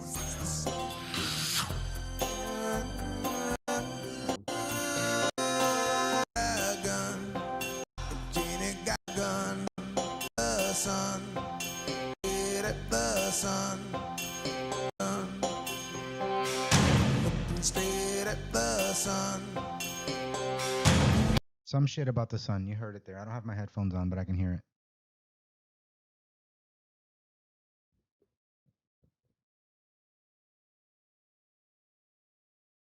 Yeah, I like Soundgarden. Actually, Soundgarden was one of the first bands I saw live when I went to see Guns N' Roses during their Illusion tour.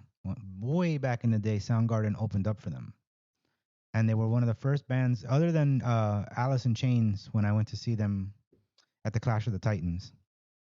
But that was like the second show I ever went to. So yeah, Soundgarden. I don't mind Soundgarden. I'm just not a big fan of Black Hole Sun, but that's just me. Anyway, nobody got that. So I think that was you, Wild Wolf. Nobody's good at these name that song things. Name that song shit. Stream killer. Did everybody leave because of that? Metal for 1,000. All right, rock and metal knowledge for 1,000. I'm gonna give you guys a second. After this one, we're gonna take a small break just so I can get another beer because if I run out of beer, it's a problem. Yeah, I don't fucking like that song, dude. Like that black. I never liked Black Hole Sun. I always thought it was pretty. That's just me though, you know. I know it's a hit, and I know people love it. That's why, you know. Just like takoyaki when I was in Osaka. Everybody likes that shit. I think it's nasty. You know what I mean? It's me. Yeah. All right. Here goes, guys. We're gonna do rock and metal knowledge for 1,000. Then we're gonna take a short 2-minute break so I can get another beer and take a leak, and then we'll be right back. All right, let's do this. Rock and metal knowledge 1,000. 3, 2, 1. Because beer is right. Guitarist famous for composing the song "Cliffs of Dover."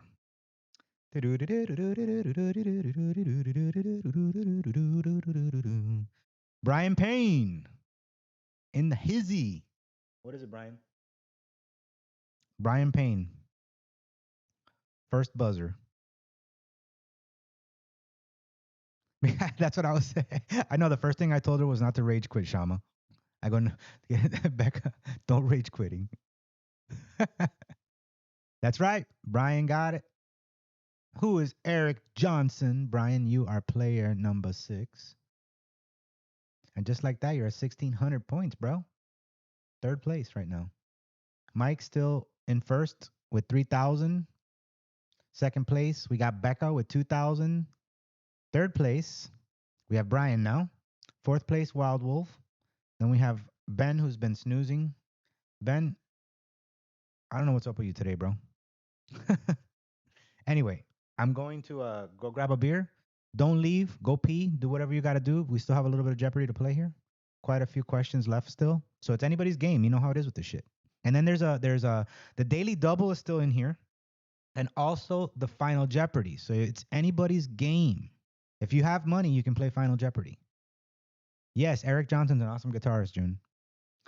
He plays pentatonics faster than lightning. The way he picks them is crazy. If you look at his picking technique, one of the craziest picking techniques for pentatonic runs, like 2-note per string runs that I've ever seen. But anyway, we'll be right back after these messages. We'll be right back.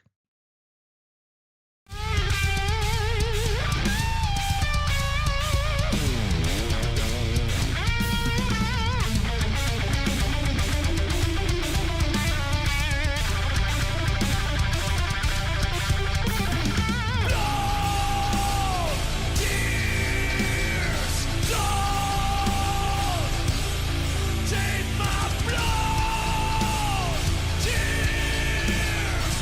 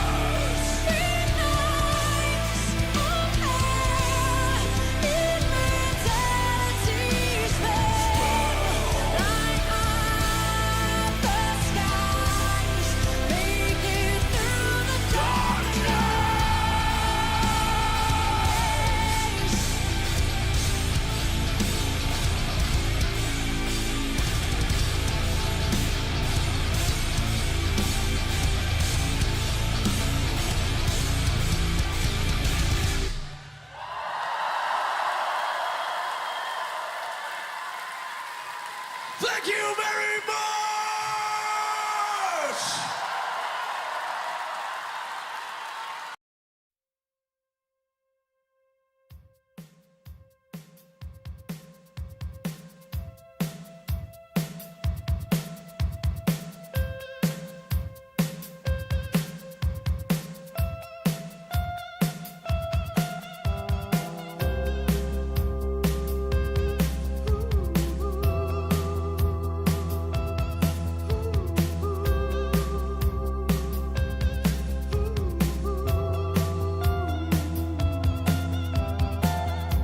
He told me I seen it right, but it always falls. I seen him come, I seen him go. He said, all things pass into the night. And I said, oh no, sir, I must say you're wrong. I must disagree. Oh no, sir, I must say you're wrong. Won't you listen to me? He told me I seen it all before. I've been there. I see my hopes and dreams are lying on the ground. I see the sky just begin to fall. He said, all things pass into the night. And I said, oh no, sir, I must say you're wrong. I must disagree. Oh no, sir, I must say you're wrong. Won't you listen to me?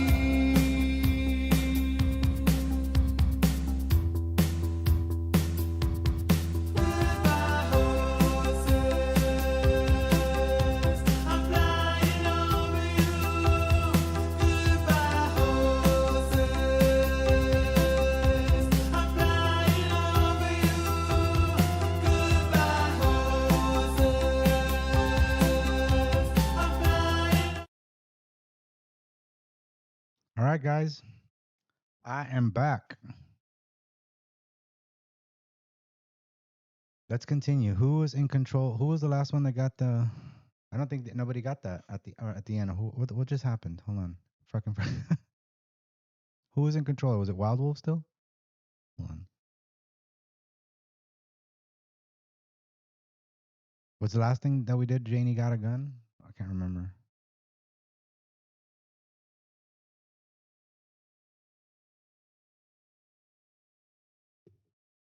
We did rock and metal for 400, which was no rock and metal for four. Oh, okay.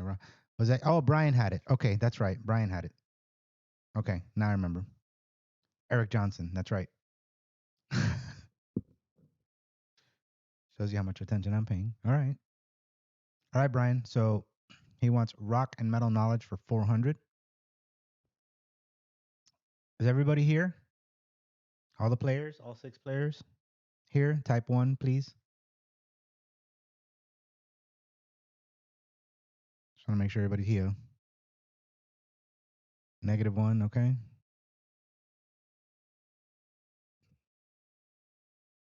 1, 2, 3, 4, 5. Who's missing? Is it Becca? Is Becca gone? Is Becca rage quit? Oh, here you. Becca's here. I saw her type. Okay, so Becca's here. Okay, everybody here. All right. All right. Let's do this. Rock and metal knowledge, 400. All right. In 3, 2, 1. Here goes. Peace Sells, but Who's Buying was a classic album by this thrash metal band. Easy. Wild Wolf. First buzzer. Wild Wolf.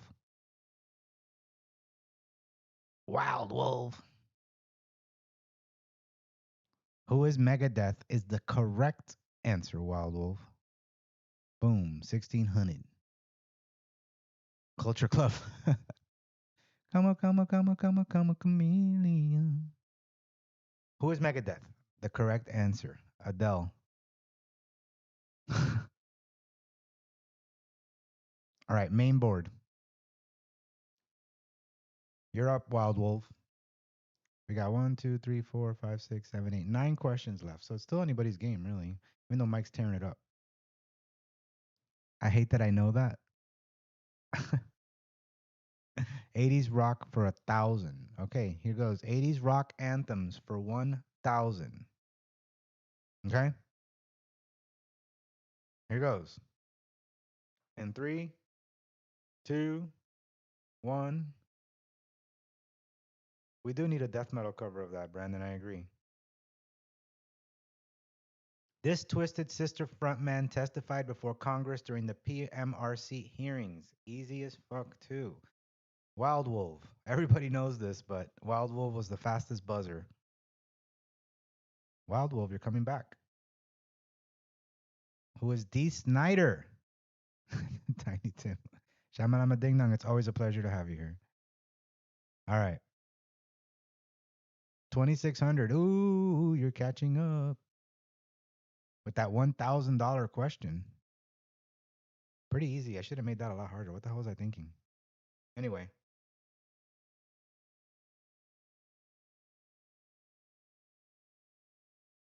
All right. Wild Wolf, back in control. TV commercials for 1,000. Went for broke. Let's do this. All right. Giving you guys a second. In 3, 2. That twat with makeup. You're gonna burn in hell. Pee-wee's Big Adventure. All right.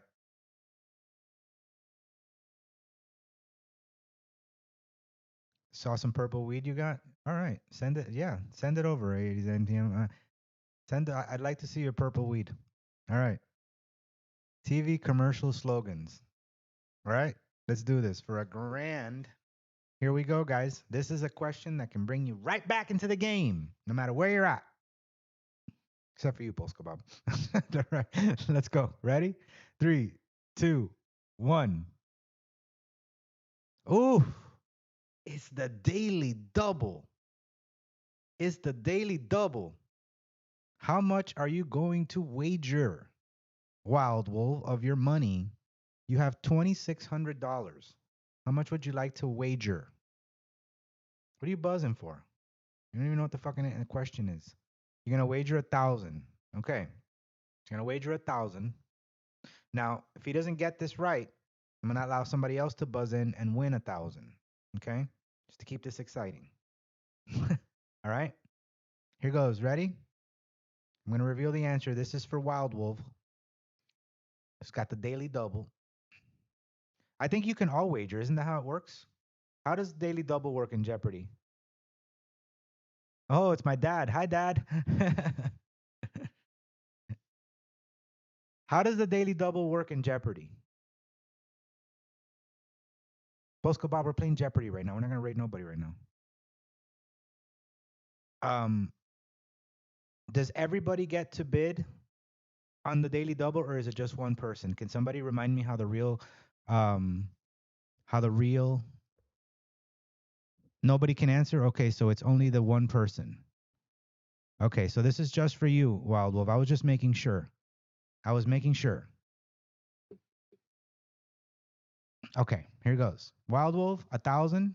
Let's go. Now, if he doesn't get this, which if he doesn't, don't Google this shit, Wild Wolf. I'm gonna actually put the timer. You gotta actually do it quick, okay? Because I don't want you Googling this shit. But if you don't get this, somebody else will be able to buzz in. Okay? Let's go. Here goes. Sometimes you feel like a nut, sometimes you don't, was the slogan for this candy bar brand. Start typing. Here's the timer. No, it's a daily double, Mike. Only he gets it. I'll give you one more because I was very fast. All right, Wild Wolf. It is Mounds, but there is the Hi Dad, how you doing? My pops is here. Yes, very good. I'll give it to you. Yes. So he does get the 1,000. Okay. And yes, the answer is Mounds and Almond Joy because sometimes you feel like a nut and sometimes you don't. Yeah, it's a two-part answer. Yeah. But he got it. He got it. What is Mounds and Almond Joy? He got it. He knew it. All right. So just like that, you're in the lead. Yeah, you wagered 1,000, so that's how much you get. Right? Isn't that how it works? I don't know, you guys. I don't know how to play this shit. So you tell me how it goes. I think that you get if you wager 1,000, you get 1,000. If you lose it, you lose 1,000. Because I think you can change. He gets double that. He gets double that. Really? So he gets the 1,000 and the what he wagers. What about if he would have got it wrong? So I got to give him another 1,000 points. Is that how it works?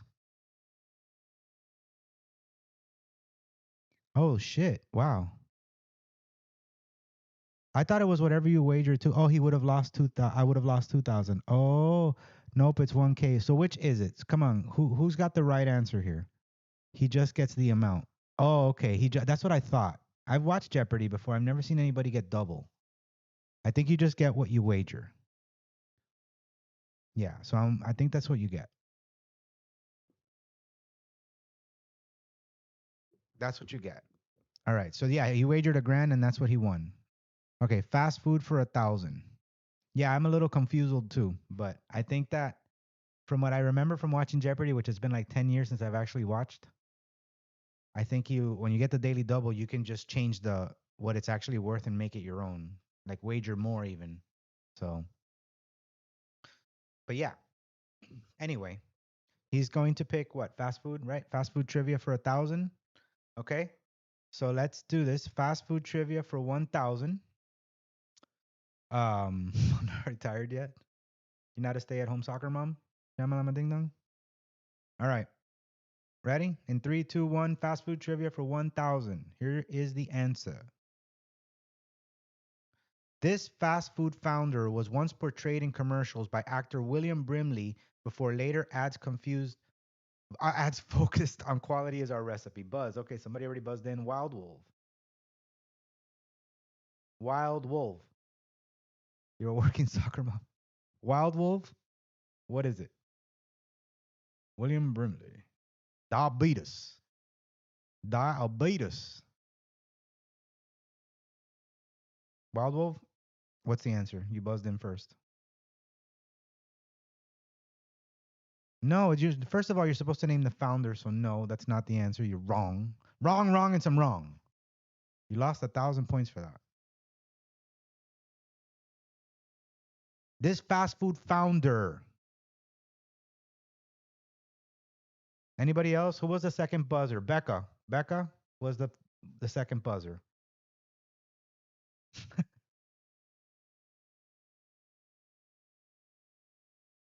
Go for it, Becca.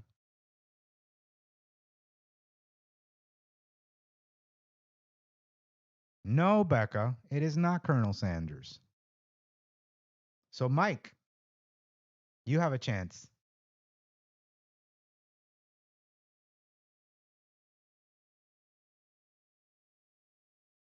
Oh no, hold on. Post Kebab buzzed in. Post Kebab buzzed in for this? Yes, he did. So actually, Post Kebab got it. Who is Dave Thomas? He's right. So Post Kebab got this question. Good job, Post Kebab.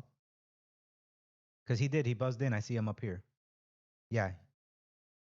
It was Dave Thomas, founder of Wendy's. Post Kebab got it because he buzzed in way at the top, right behind Becca. I see him up there. So Post Kebab, you are in control now. We have these 1, 2, 3, 4, 5. What is it? 4, 5, 6 questions left. Diabetes. I was asking about diabetes.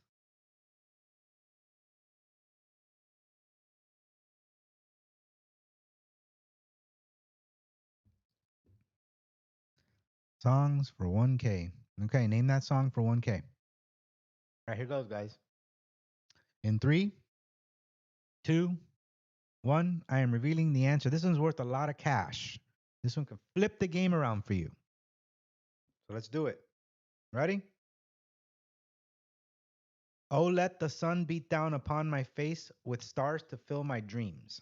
This one's easy.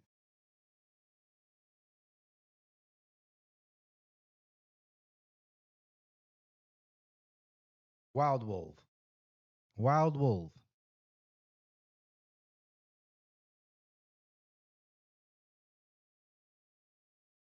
350. That's right. What is Kashmir by Led Zeppelin? Very good. Wild Wolf, you just got your $1,000 back after losing them. So that's good for you. You're at 3,600 and back in the lead and in control of the game. So you got 5 questions left. the. Oh, let the sun beat down upon my face. Stars to fill my dreams. TV for 800. TV commercials and slogans for 800. All right. Give you guys a second. TV for 800. Here we go. In 3, 2, 1. Reach out and touch someone was a famous slogan for this telecommunications company. Wild Wolf. Again, damn, Wild Wolf, you're quick today. You're coming back. Make sure you answer in the form of a question. Wild Wolf was first, Mike was second, if he gets it wrong.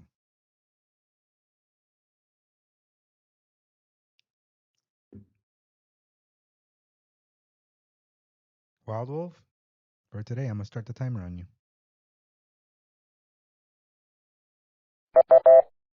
One more. You better type this shit before this ends.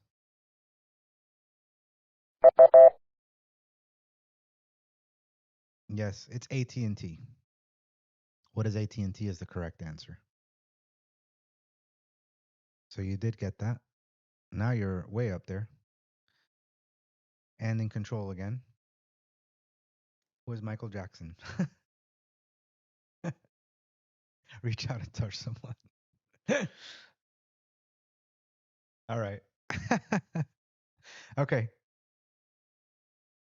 So go for it, Wild Wolf. Fast food for 800. All right, we're gonna wrap up the fast food category. All right, here goes. Ready? Fast food for 800 in 3, 2, 1. Here goes. This regional burger chain is famous for its double burger and secret menu.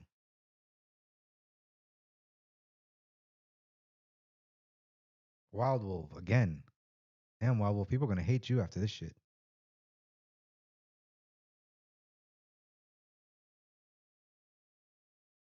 What is it, Wild Wolf? You're gonna be heavily disliked. Wrong. It's not Whataburger. He fucked up. So who was second? I believe it was Polska Bob, right? Let me see. Yeah, Polska Bob. You're the second buzzer. It's not Whataburger. What is In and Out is the correct answer. That is the correct answer, Polska Bob. So Polska Bob, just like that, you're at 1,400 points and in control of the game, in control of the board right now. So far, Wild Wolf is still in first. Mike's still in second. Ben, you haven't gotten a fucking point this whole game. What is wrong with you, bro? You won the last one. How do you go from this was the worst title defense I've ever seen in my life. All right? All right, so we got 3 questions left. Polska. Songs for 800. Okay. I think Ben snoozed. He's in France, so he might be sleeping. All right. All right, so name that song for 800 is coming up. Okay? In 3, 2, 1. Here we go. We only got 3 questions left and then we're done with this. Ready? 3, 2, 1. Action. What the hell? Why did it show the answer? It showed the answer, so this got fucked up. What is Time Pink Floyd? I wonder what the question was. Let me see. I don't know why it's showing the answer. So that didn't count. I'm gonna give you 600, okay, Polska Bob? I don't know what happened there. Technical difficulty or something. Hopefully this doesn't fuck up too. All right, I'm gonna do 600, okay? Is that cool with you? I don't know what happened to that. That was supposed to be a question, but it showed the answer. I don't know why. Yeah, there's the well, that whole category got fucked. Taking away the moments that make up a dull day. So that category's useless. Sorry about that, guys. That was fucked up. Yeah, the whole category got fucked. So really there's only this one left and I'm just gonna show it. Becca, did you rage quit again?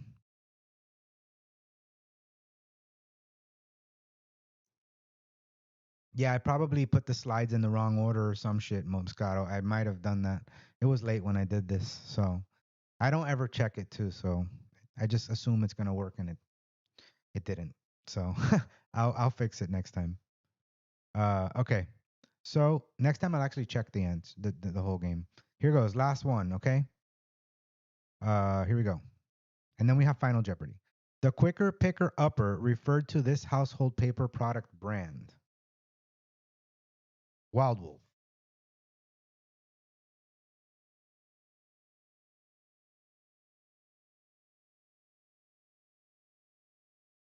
What is Bounty paper towels is correct, Charmin. Cocaine. That's correct. So Wild Wolf. So we have Final Jeopardy to go right now. That means you can wager whatever you want, except for Ben, who's got nothing. So technically anybody could still win because if the person that wagers gets it wrong, okay, then you can win. So I'm gonna go ahead and show Final Jeopardy now, which is just one question. I don't remember what it is, but we're about to find out together. All right.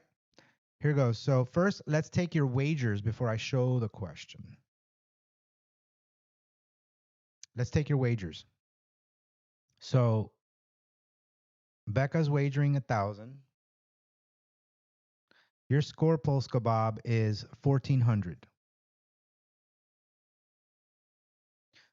Wild Wolf is at 4,000. Mike's at 3,000. Brian's at 1,600. Becca's at 1,000. So she's wagering it all. Brian, you're at 1,600.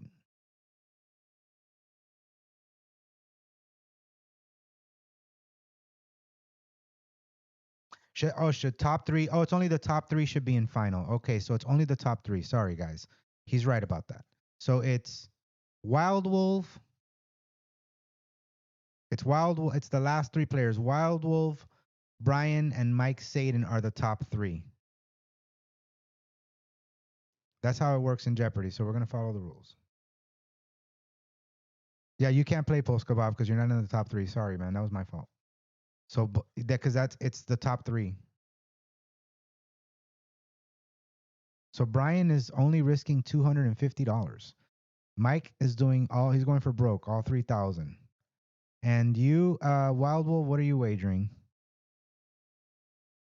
2,500. Okay. So now that we have that, I'm going to show the final clue. Here goes. For the final three. Nobody else answer. Okay. Don't write your answers until I tell you to reveal them. I'm going to count to three. And then I'm actually going to give you time to think. I'm going to take a leak. And then I'm going to come back. And then I'm going to tell you to hit enter. And all three answers are going to come up at the same time so that nobody else can see everybody else's answer. And they just come up before I show it. Okay. Here's the answer. All right. And don't Google, guys. That shit's not fun. You either know it or you don't. Here it is. This Bruce Springsteen guitarist also played mobster Silvio Dante in the hit HBO series The Sopranos. I'll be right back. I'll leave it on the screen.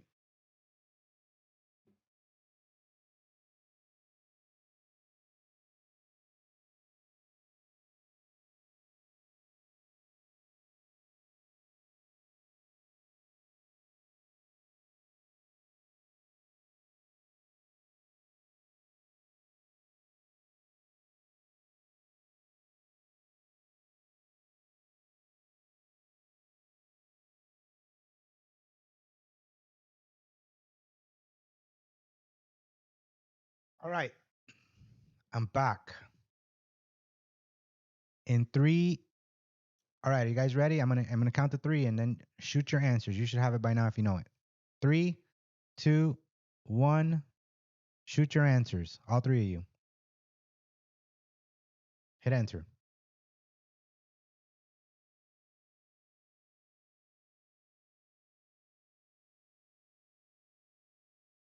So technically, Wild Wolf, Little Steven, we can accept that because that's what he's known as. Stevie Van Zandt as the right answer. So, Wild Wolf, how much did you wager? 2,500. So that would be 6,500 points. And Mike wagered 3,000, so he's at 600. So he just beat you by 500 points, man. And Brian only wagered 250, so he's down to, how much was it? Hold on. He was at 1,600. So boom, boom, and then, yeah, okay, I can't do 50s, I don't think. I don't know. Anyway, it doesn't matter. So, Wild Wolf, you have won today's Jeopardy. Everybody played a damn good game, though. Final scores. Let's see. So, yeah, here you are. You're player 4. The winner is player 4. You won, dude. You came back and redeemed yourself after the last one. Little Stevie is known as, so that's totally an acceptable answer because that's what he goes by, his stage name. So Stevie Van Zandt is his name. Well, that was fun, ladies and gentlemen. Fuck you. Awesome job. So Wild Wolf, you have my email. So email me your address and I will send you something cool from Japan that I brought. He kicked ass at Silvio. He did. Let me go back to this. We have more music to check out. One that Moscato Dusty put in. So that's what we're going to do next. Hold on. Let me get rid of this shit.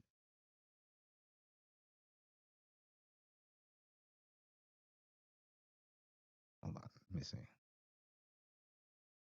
So this STMLT Silent Killer. This is one that Moscato wanted us to check out together. So we're going to do that real quick.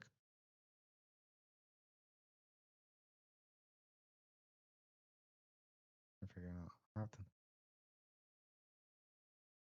I think when it comes to like commenting, they are using AI to answer. Yeah. No, they know the answers. They don't cheat. They're not cheaters. I know my people. They are not cheaters.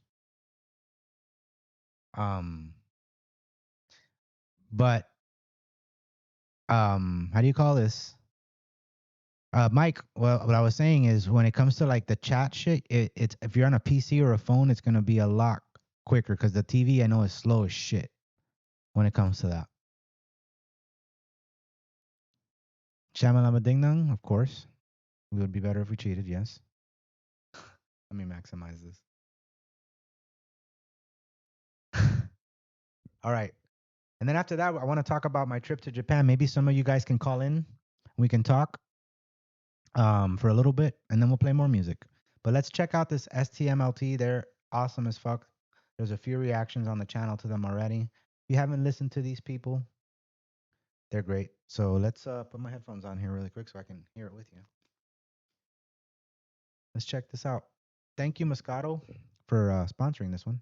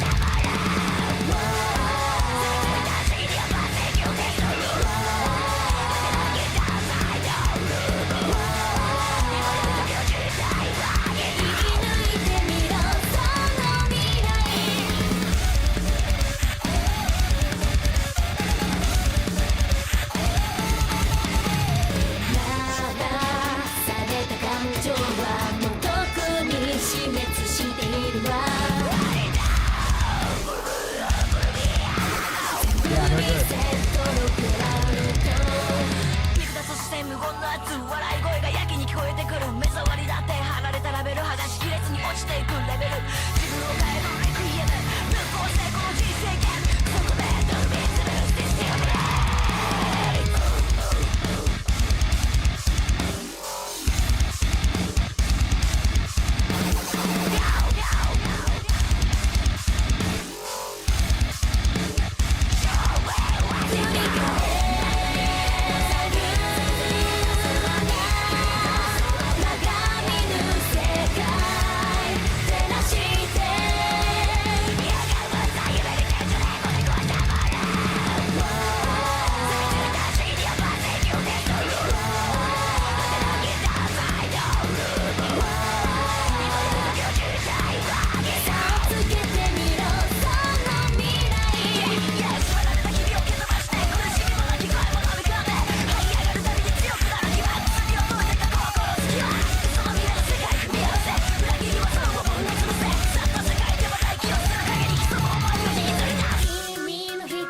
The drums are going off on this shit, man. Let me listen to this one more time.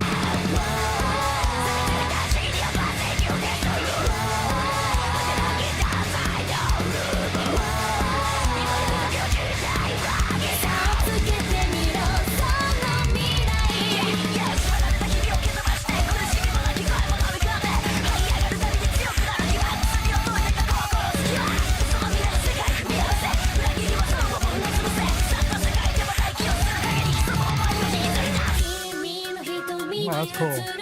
私の目が静かに揺れてる何も言わずに抱きしめて今を超えようここでさ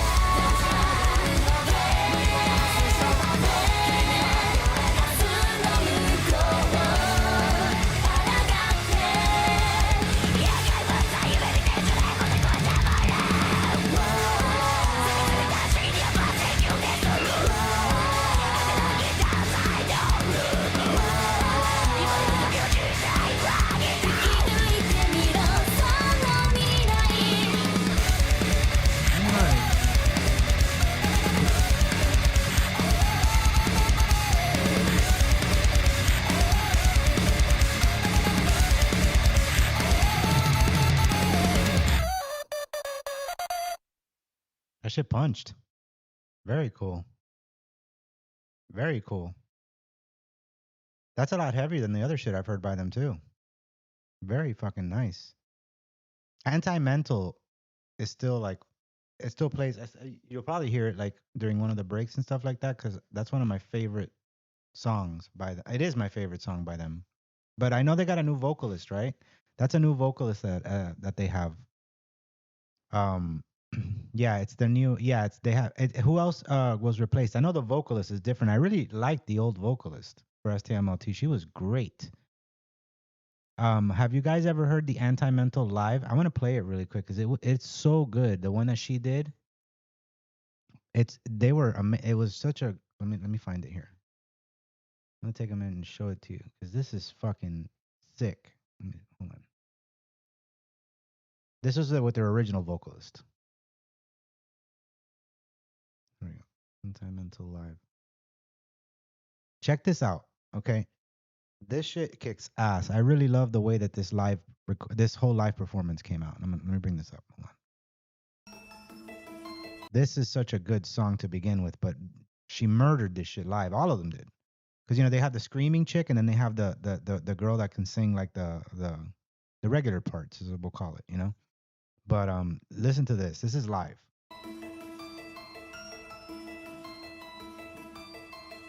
Yeah, all the stuff you see here, my can't blow. 今さら何休んでくだいと手からめてんじゃねえセーブアプレイスこういう風なあったらでこれから始まるハイジャック Yeah!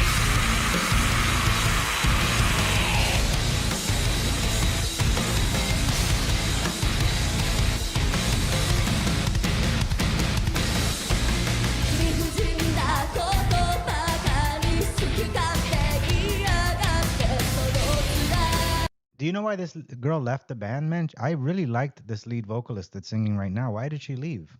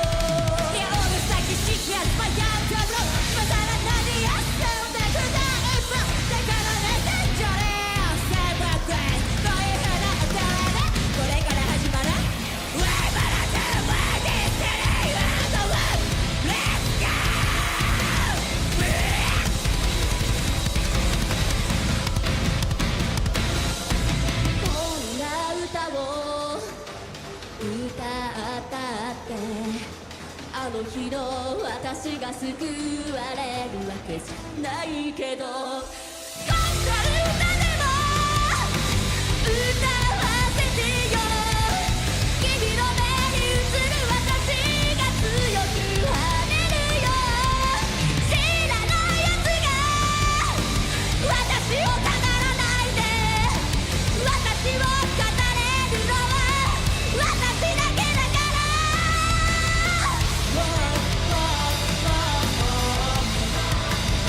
聞かせて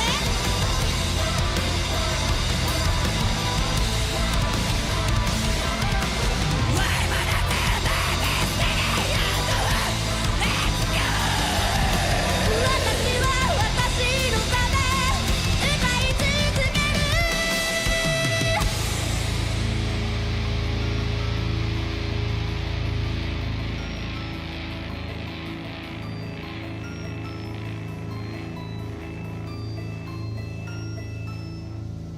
No, the live recording is a lot better than this. I remember this. This is a great performance of the song, but if you listen to the studio recording, sorry, of this song, it punches. It's really nice. Hold on a minute. I have more stuff to check out. There's a Dim Ray song here.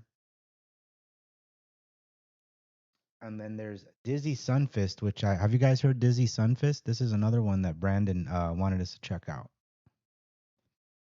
Anyone hear Dizzy Sunfest before? Anyone? Anyone? Other than you, Brandon, of course. Me neither. So it's gonna be my first time too. I know it's probably heavy as fuck, cause Brandon, he don't play. What about Acid Bath? Have you guys heard Acid Bath? This is another band that I got turned on to recently by Brandon from the mid to late 90s. Acid Bath is really killer. I mean, you have to kind of be into that kind of stuff, but it's really good. I can play something by them too if you want to check them out. But I've been listening to that the Kite album over and over and over. Acid Bath is just ridiculous. And yesterday when I was getting the tattoo done, I was talking to my tattoo artist about it, and he already knew them and he was totally into them. Acid Bath kicks ass. I know you love them. Bath salts. All right. So let's check out Dizzy Sunfist. Punk rock. So this is a punk band. So we expect some. Let's see what it's like.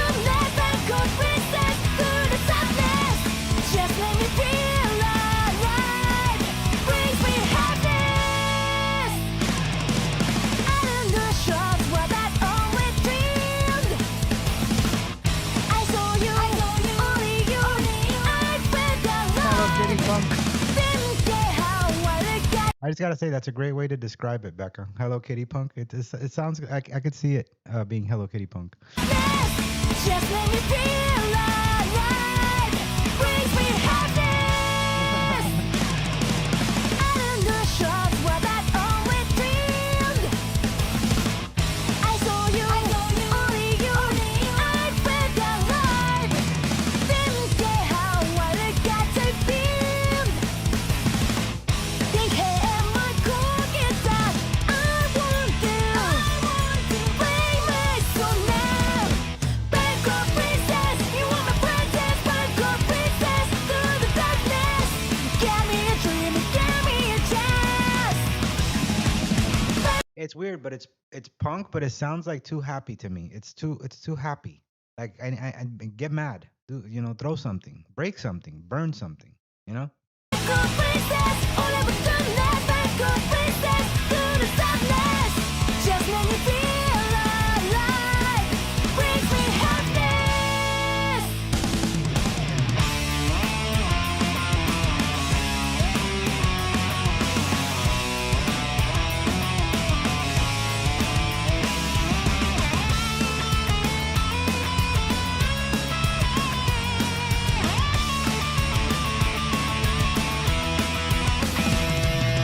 Bangkok princess, you are my princess. Bangkok princess, through the darkness.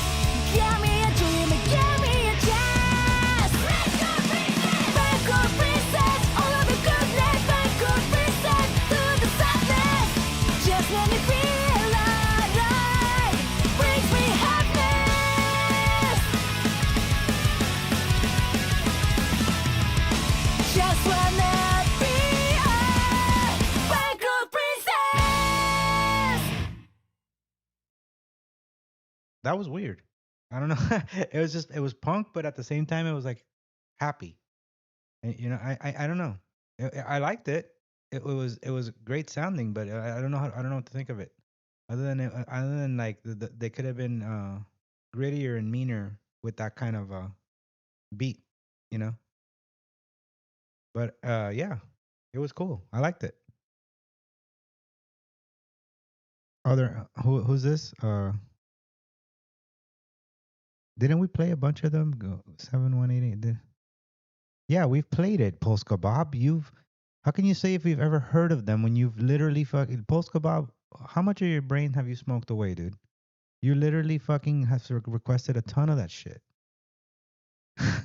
Like he was the one to request it, and we played a bunch of it. Polska Bob. Polska Bob. They haven't invented drugs that you're on yet. If you don't remember that. Yeah, man. We played a bunch of that shit. Come on, man. That is funny that he doesn't remember that shit. I have a Dim Ray song to play for you guys too. This is a mellow Dim Ray song. That Pain Tea, I think it's called. Pain Tea. Pain Tea. Brandon, do you have any good dreamy links that we could play here? Oh, okay. Well, Polska Bob, you fucking literally diarrhea of the mouth with that band here, like fucking 2 streams in a row. Just so you know. Okay? It was spewing out of your fucking mouth. And I played a lot of it. Anyway. Dim Rays. Pain Tea. I think it's called. Pain Tea. Not sure what the fuck it is. I think so. Anyway, it's a mellow Dim Ray song, and the Dim Rays kick ass. Not the Dim Rays. Dim Rays kick ass. So let's play this real quick, and then we'll move on.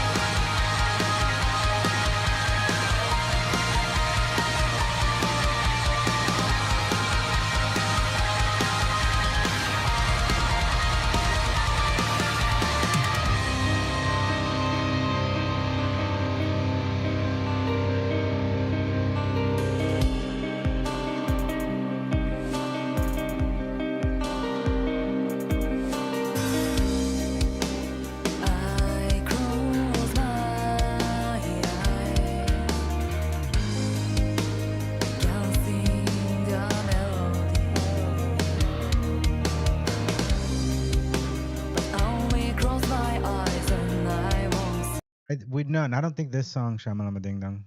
I'm pretty sure no. We checked Dim Rays out last time, but it wasn't the song.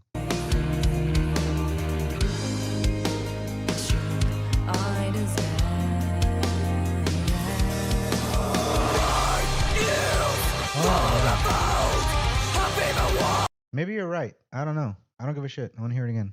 You could be right. I don't know. It's possible because I played so much Dim Rays in one of the streams that I don't remember if this song was one of them, but it's possible.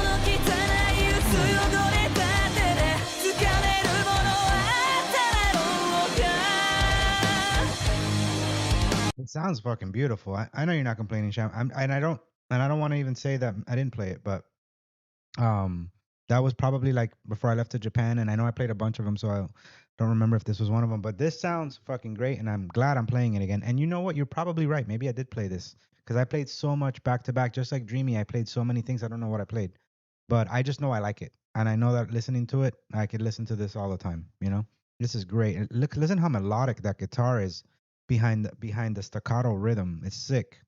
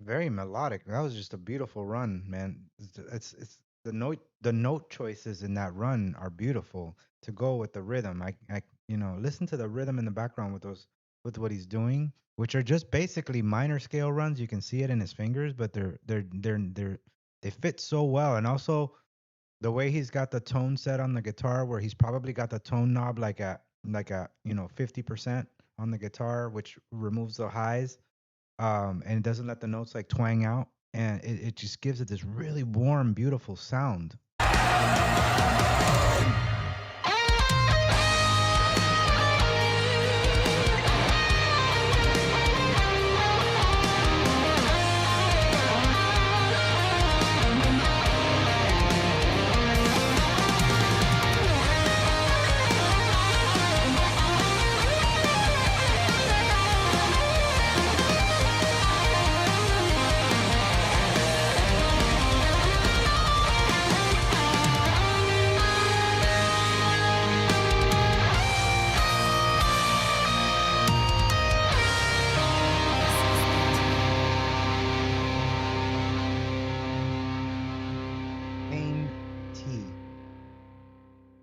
That song is beautiful, man.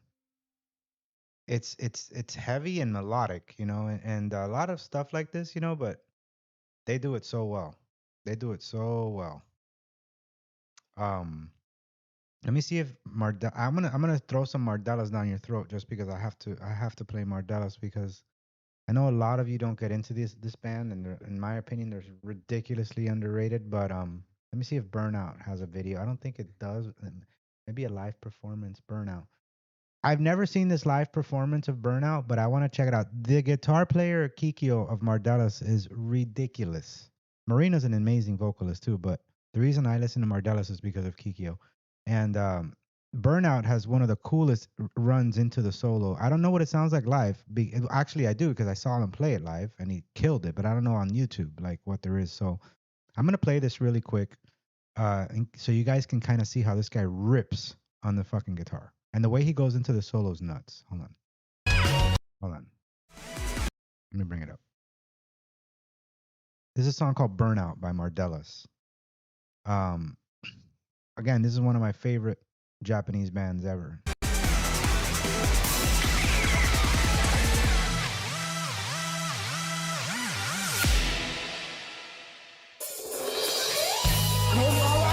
I love this fucking song. This is live. I've never heard this. I've heard it. I saw them play it live at the concert.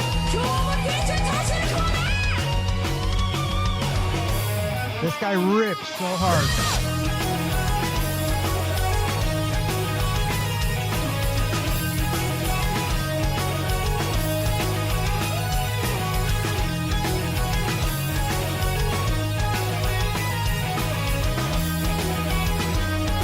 So this band has a lot going for them. They have Marina, who is such a power vocals. She was in the band called Destros, and which I'm sure you guys have heard of Destros. But she's just got this her performance, and on top of the fact that she's got an amazing voice for this type of stuff.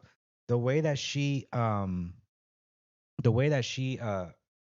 delivers the vocals and then controls the audience. Like I was in front of her and she just basically commands the fucking audience when she's singing. Then you have Kikyo, who is a fucking ridiculously underrated shred monster. The guy plays super accurate because there's a lot of people that can shred, but they don't shred. They shred and you can hear that there's a lot of distortion hiding their flubs and mistakes. This guy picks so accurately that if you were to take all the distortion off his guitar, it would make no difference. Every note would be crystal clear. And that's one of the biggest things that I respect about his guitar playing is that he is so on point with his picking style that he could do those fast, like fucking Ingve style runs. You know how Ingve just rips hard alternate picking? He's the same exact way. And there's a lot of guitarists that can do this, but this guy does it really well. 心の片隅すがり続けてる3回掴んでは捨てた眩しい日々に挟む飛ばした記憶たどり溢れ出した声を聞いて息を吐けば消えてゆくもう儚い誓いここでありならったよりねそのくらい生きてるまだいけないまだいけないって最後は波打ちょうだうこうしてみるこうしてみて現在このままくらいまだ終われない I highly recommend that if you're into really good guitar playing, that you check this band out. This song may not do it justice. I don't know what it sounds like live here, but listen to their studio recordings and the way this guy plays. And I saw them live in front of me, and the guy plays note for note. I don't know what this video is gonna sound like when he starts into his ripping. He goes into this into this little it's this lick that he plays into the solo. It's a lot of tapping and shit, but it's really quick and it sounds weird as shit. And I always wondered when I heard it on the album how he did it. So not until I saw him do it live, I always thought he was like tapping with two hands on the fretboard. when I heard it on the album because the amount of notes he gets in there is crazy. Let's see what it sounds like here. Hold on.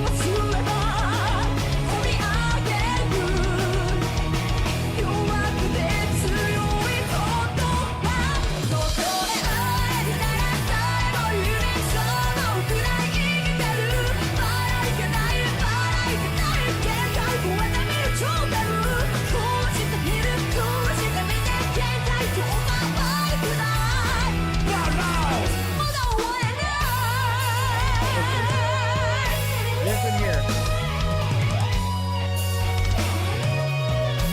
Yeah, I will. I'll play it. Listen to this shit right here. Right here.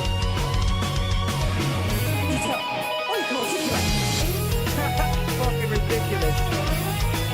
That shit is ridiculous, dude. The way it sounds, how the technique that he uses is just straight up hammer on pull-offs and tapping, but it just sounds like he's just a flurry of notes coming out of his ass, dude. It's just fucking ridiculous. Then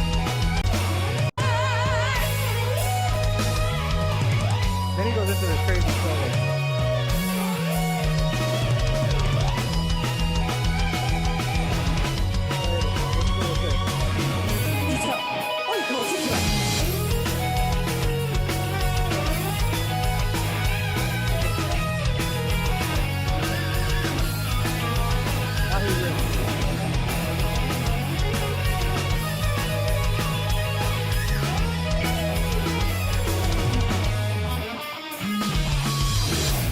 Play Spider Thread next so you guys can see him in action. This doesn't do his playing justice. I just wanted to play the song because it's a cool song, but this dude is on next level when it comes to like playing accurate and fast.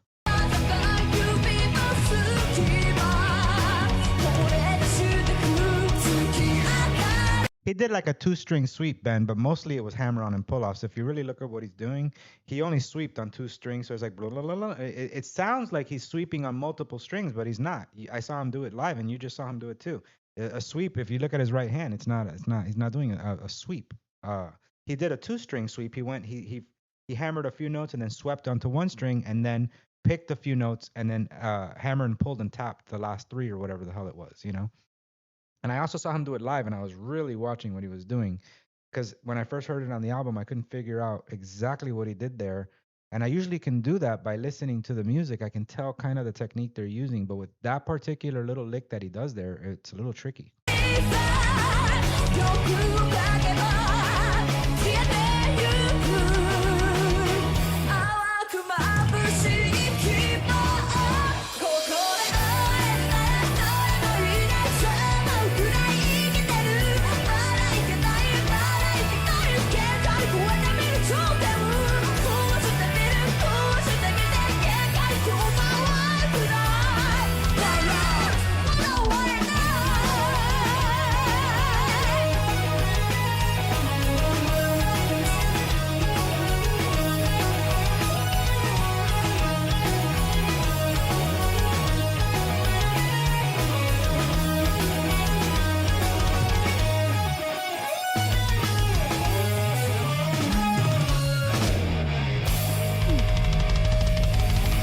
Here, I'm going to see if I can find a live version of Spider Thread to play for you guys.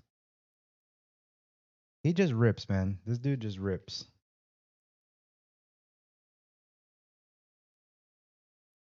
Let me see if we can find a good one. Spider Thread. 聞いてください。金色の美しいスパイダースレッド。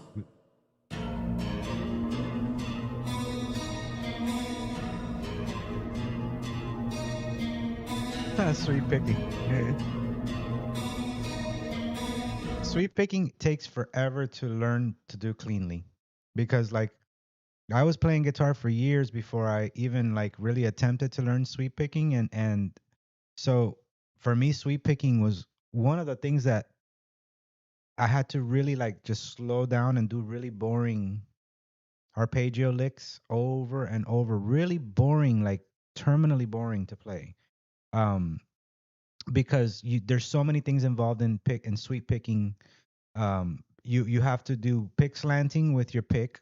That's one very important aspect of sweep picking, and then the muting of the strings so that they don't ring out. So like if you have so if you're you got whoever's a guitar player here will know what I'm talking about. When you're sweep picking, you gotta when you're sweeping downward, your picks gotta have like an upward slant, right? And then when you're sweeping descending, your picks gotta have a down like a downward slant, you know. So it's just like this. It kind of you gotta know you gotta train your hand to do this, right? And then on top of that, your last three strings have to be muted by your index finger as you're fretting notes on the bottom three strings. And when you're fretting notes on the top three strings, your palms got to do that.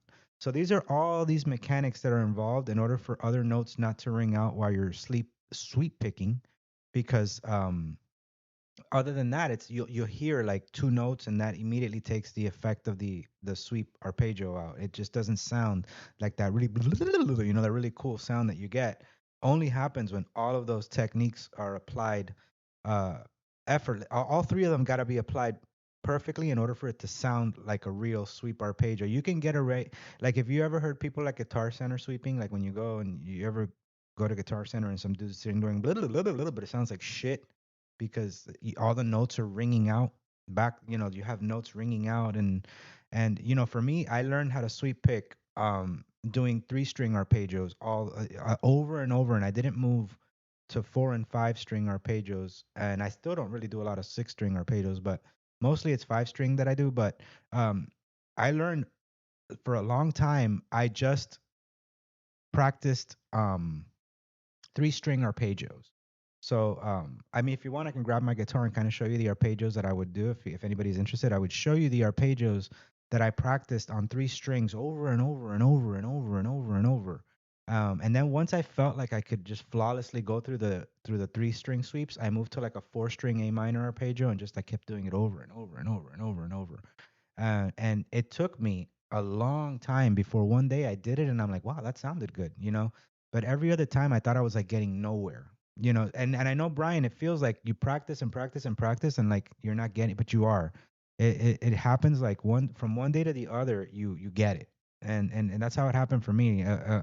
I swear it was like months of practicing the same shit over and over until finally one day I was like, oh my God, this is easy now. It's just coming out. And that's because you train your muscles like with the palm muting and then the index finger muting on the bottom strings. If you're just sweeping on three strings, there's not a whole lot to worry about with the muting because you can sweep so fast that you don't hear them. But when you involve the bass strings, like the bottom three strings, those tend to ring out because you have to stop them. If not, it'll ring over your other notes, and that sounds like shit.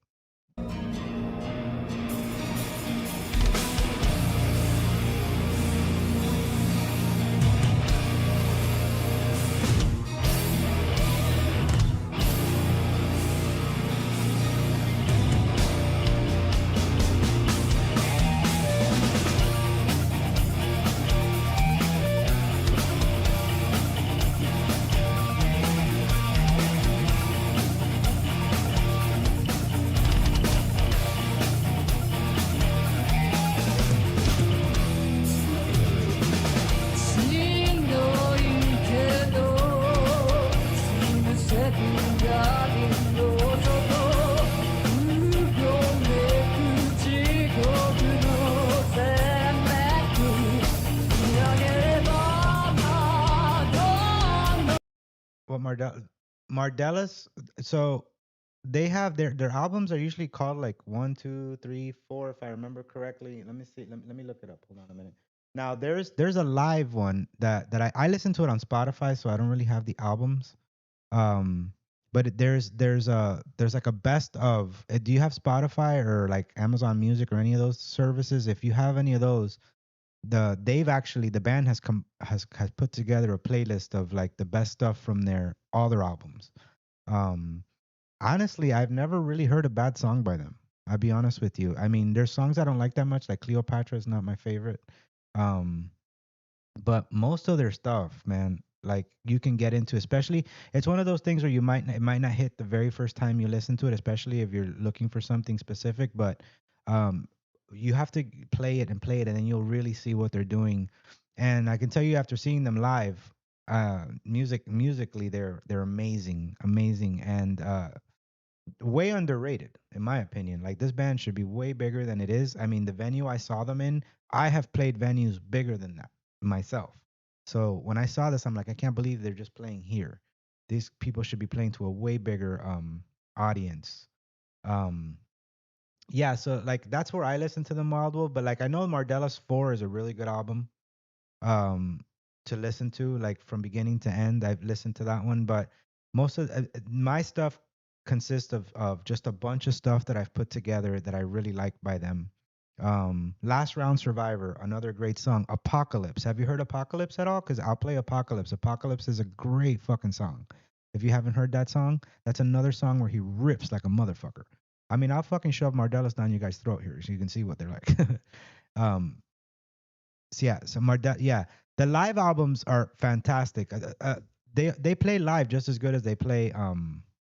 But I'll play Apocalypse. After this, Apocalypse is another great song.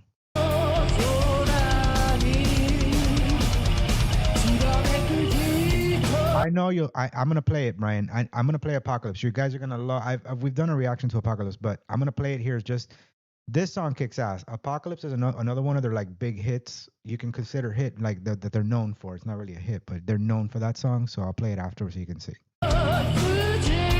Just watch it play.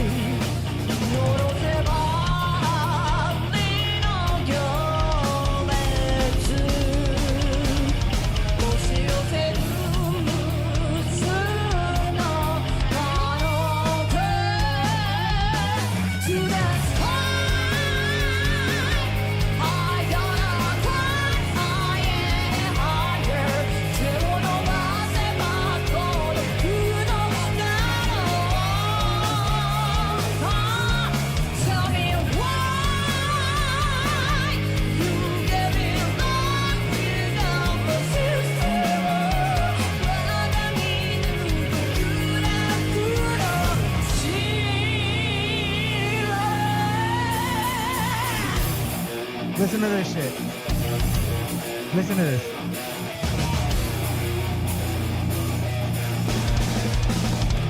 Listen to this shit.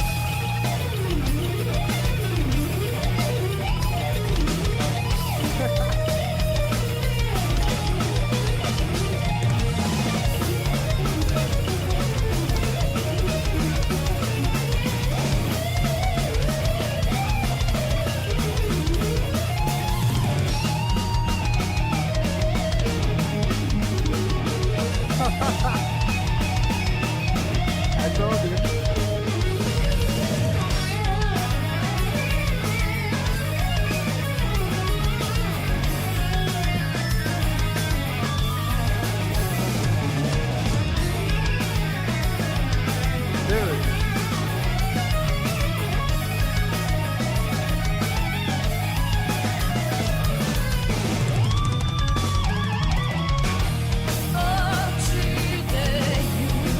what do you think? Can this guy play or what? Let's hear that one more time and really pay attention to the. Look at his. If you know about guitar playing, watch what he's doing. Even if you don't know about guitar playing, just listen to the speed and the accuracy of every note that he plays.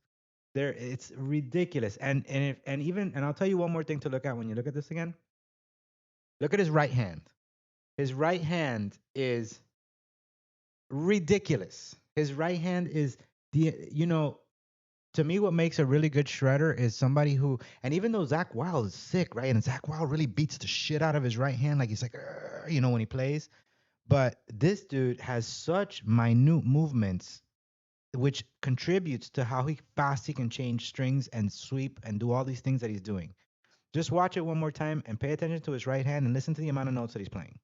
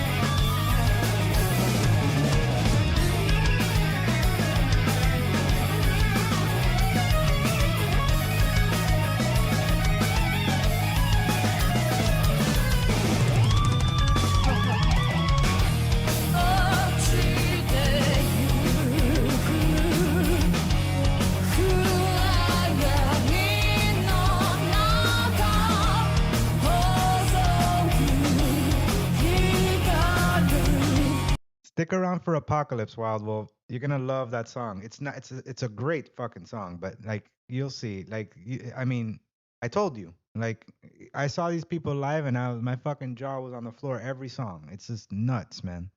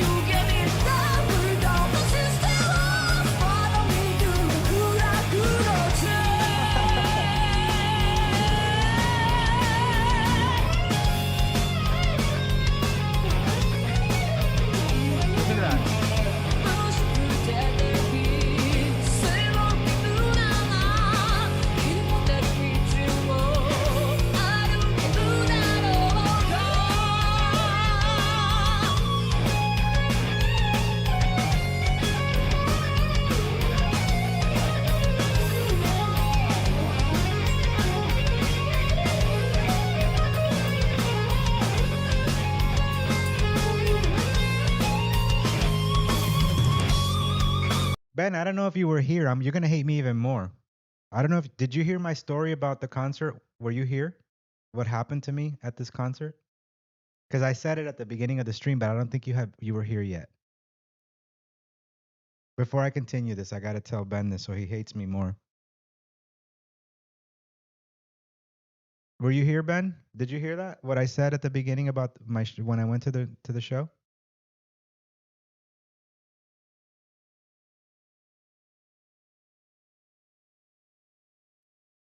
Yeah, the picking is ridiculous, June. I know I'm heavily influenced by this guy. Let me tell you what happened, Ben. You're gonna love this, man. So first of all, they played at the Yokohama Arena, but not at the Yokohama Arena. They play. You don't want to hear this. Yeah, you don't want to hear this.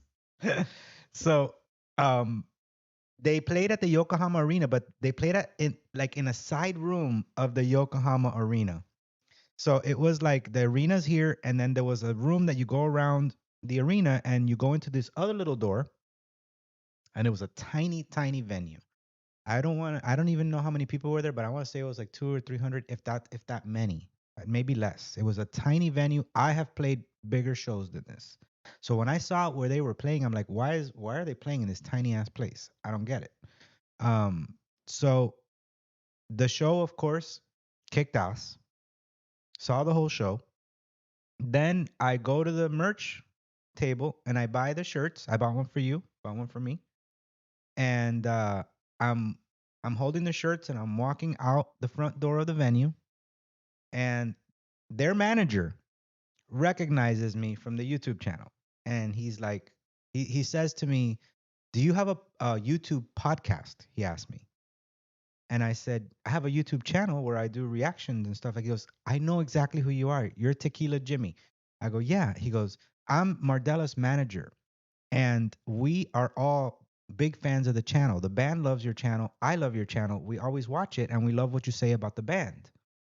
And I said, "I love this band. That's why I'm here. I'm here in Japan, and I came specifically. One of the reasons I came was to catch Mardella's, and that's why I'm in Yokohama today."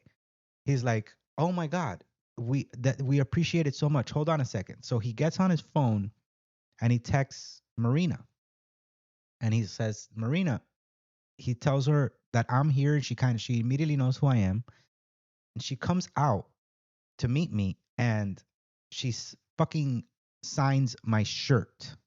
Okay. I only got a few minutes with her. I was gonna ask her to sign your shirt too, but she was tied up, and the rest of the band was also tied up, and I didn't want, you know how Japan is. It's like, you don't want to like ask for too much in Japan. It's not like here.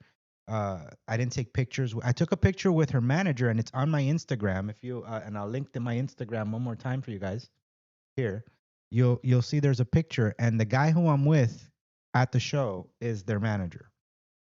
His name is Shion, and basically he introduced me to Marina, and Marina was telling me uh, how much she loves the channel, and that she watches what we say about her, and the rest of the band watches the channel. So I was like on cloud nine. I couldn't believe that I'm like, "You guys watch this fucking YouTube channel?" And she's like, "Yeah, not many people review us, or actually give us like exposure." And I said, "I love you guys." And I'm always, and I've gotten a lot. And I said, I even told her, I thank a lot of the audience members, because I would never know about you if it wasn't for some of the audience people that just one day randomly started turning me on to you guys. And then I immediately started listening to more and more of your music outside of the channel, and I became a huge fan. And I was as excited as I was to see Band-Maid, which I was super excited to see Band-Maid. I was equally as excited to see Mardellas. I was like on cloud nine the day that I was going to go there and see them, just to see this dude shred live and to see her perform live. I was like, wow, I can't believe I'm going to get this opportunity.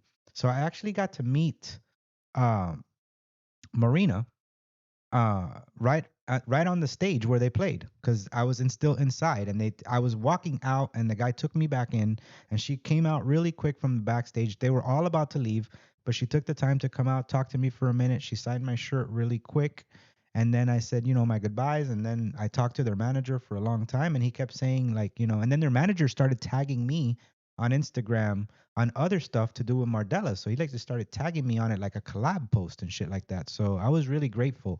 But yeah, I thought, if you hate me for actually seeing Martellus, I this is what happened to me when I went to see them. It was crazy, dude.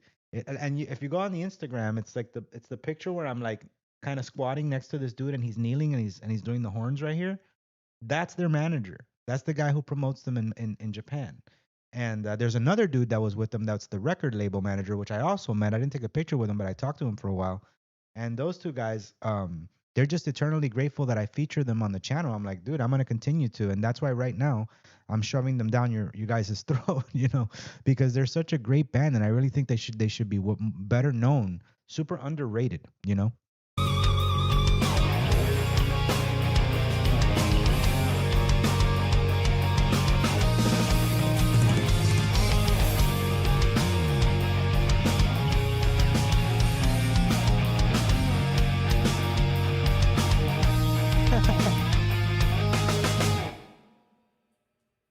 Listen, Ben, you've already told me your stories, and I know you definitely you one up me. Let's just call it that. But for me, that was just crazy. That was just crazy that I got to see them, and meet them. Like I was just walking out with the shirts, and the dude stops me randomly, and he's like, "I'm their manager," and I'm like, "Oh man, that's so cool." And he's like, "Hold on, don't leave, don't leave." He told me, "Don't leave, come back in, come back in." And then he texts her, and she comes out within minutes to meet me, and she totally knows who I am. She's like, "What did you think of the show? We love your channel. Thank you so much for featuring the band. We all watch your channel." And I'm like, "Holy shit, Mardella's watches this fucking channel. That's insane to me." I'm still freaking out about it. Just repeating it, it's almost surreal, you know? Let me play Apocalypse for you guys. Hold on. Listen to this shit. Yeah, man, it really was, dude. It was amazing. Hopefully, I could get a future interview with them, dude. I speak enough Japanese to definitely talk to Marina. Was speaking decent English to me, and I kind of spoke a little bit of Japanese to her back and forth and stuff like that. She was on her way out, like you could tell she was like she had her purse and everything, like she was leaving, and she took the time to come out and meet me, which was really nice of her. Let's listen to this live version of Apocalypse real quick. Let me rewind the shit. Listen to this shit.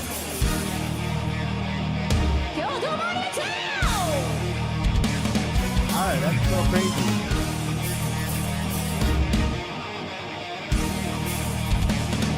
I think there's a better version. There's a better version of this song live because I know what I've seen it. Hold on.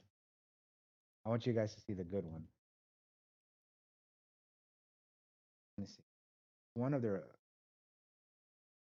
might be. Is it one? Yeah, this is on their official channel. Yeah. Apocalypse! This is so fucking good.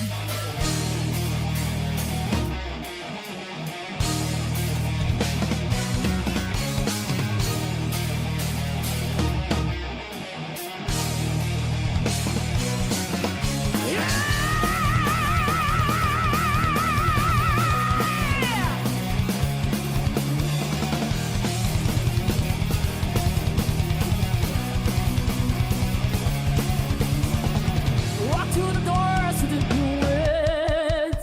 Call you to the six cool heart. Take to the farmhouse from there. On a daughter, only know how to come. Right up to you, don't take a piece. Why you should take me to me to lose again. Guys, don't forget to hit the thumbs up button on the stream. It helps it like get up there. If you haven't done that already, make sure you thumb my stream.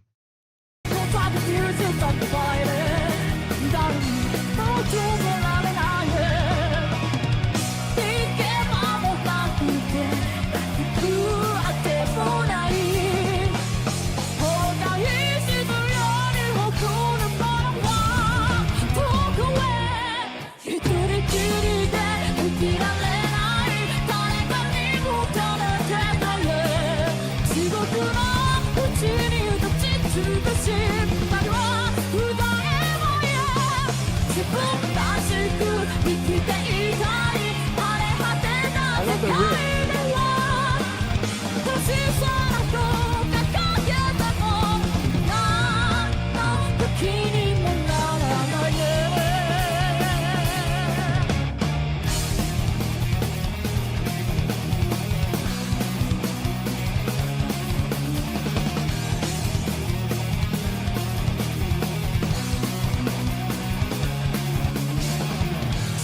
To which they will go.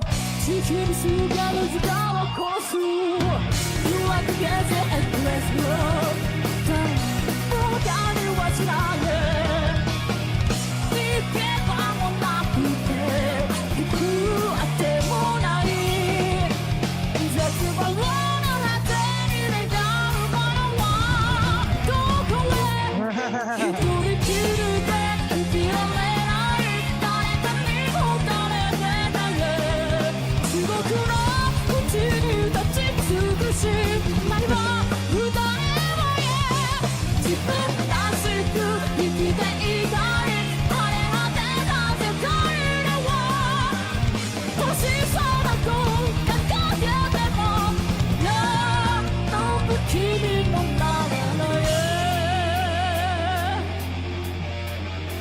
Listen to this shit right here. Listen to this, guys.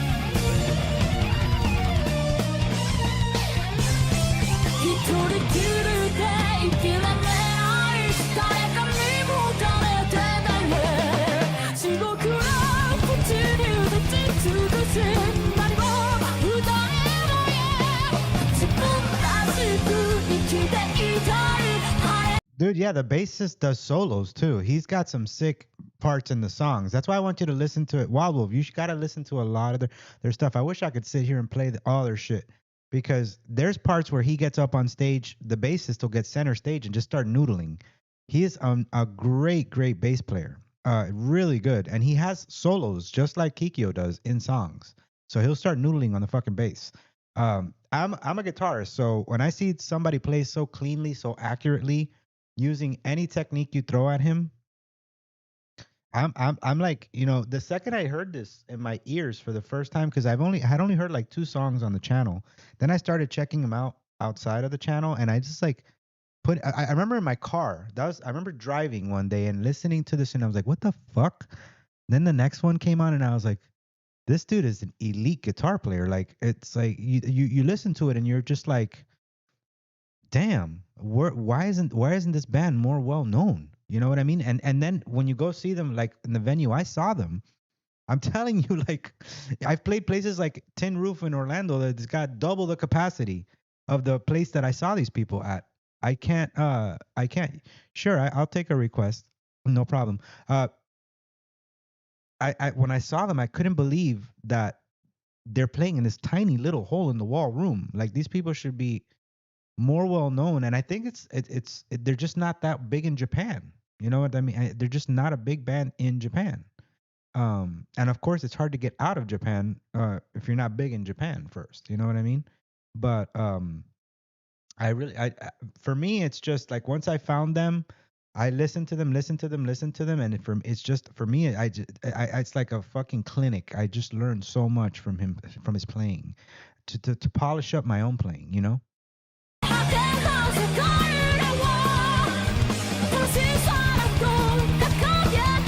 Oh, before I forget, because I know we have a few guitar players in here, I want to recommend something. Brian, if you're in here and you've never seen this, I don't know if you have or haven't, but if you haven't, you need capital NEED. You need to, and you too, Brandon, I would highly recommend you go do this. Watch this series called Cracking the Code by Troy Grady. Let me find it for you. I'm going to actually link it because this thing changed my guitar playing, and I found this like years ago. And it tells you, you learn so much. Hold on. This is for guitar players, so hold on a minute. Let me see if I can find it. Here it is. Hold on. Let me find this playlist. Here's the first episode. So I'll link the first episode, but it's a series and it's super well done. It's like done documentary style. Hold on. Here it is. Watch this entire series. It will change. I promise you. You will remember me for the rest of your life, man. This will change your guitar playing. Which what do you want me to play? One of my favorite metal. Unlucky Morpheus. Yeah, I can. Yeah, I'll play it for you, Ben. Hold on, let me finish Apocalypse. This will change your fucking world in the world of guitar. I promise you, Brian. Like, I had been playing guitar for 10 or more years before I found this. No, more. Yeah, I've been playing guitar for way more. And it just like, it opens your eyes to so many things that they're easy things to see. And the guy, what he does is he analyzes, like Nuno Bettencourt, Yngwie Malmsteen, Eddie Van Halen. He analyzes all these people and what they did to achieve the speed and technique that they did. And then he shows you exactly like what you're doing wrong, which by one thing that most guitar players don't do is they don't tilt their pick. They play with their pick straight. So you're always trapped in the strings. So just giving your pick a little slant pulls you out and you're free. This goes for the bass too, Brandon.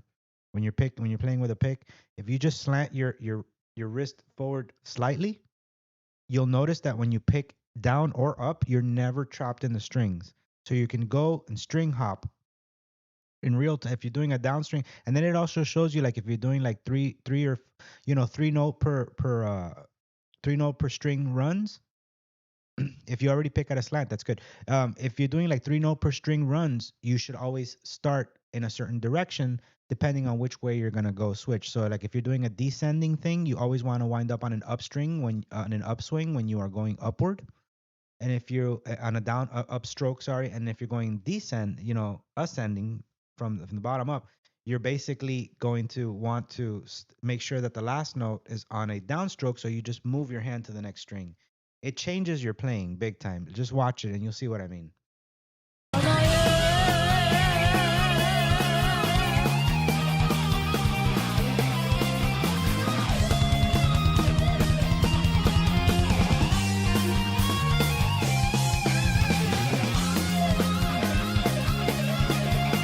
Yeah, not only the angle of the pick, but also knowing like the runs that you're doing and knowing how many notes are on each string, and that you always want to wind up for the string change. Like when you're gonna if you're doing the progression, when you're gonna change strings, you want to make sure that if you're going to like, the next string down, you don't want to wind up on an upstroke. So you want to count it so that, okay, so if I'm gonna do this run, I gotta start it on an upstroke so that by the time I'm switching strings, I'm always down, always going down, and that gives that alone, it speeds you up. Imagine if you're upstroked and you're up here, you got to come back and attack this way, but if you're downstroke, you just keep moving down. So it totally changes your speed. It did wonders for mine, and you'll see it'll do the same thing for you. I'm sure it's just common sense. Let's hear it. I read real quick.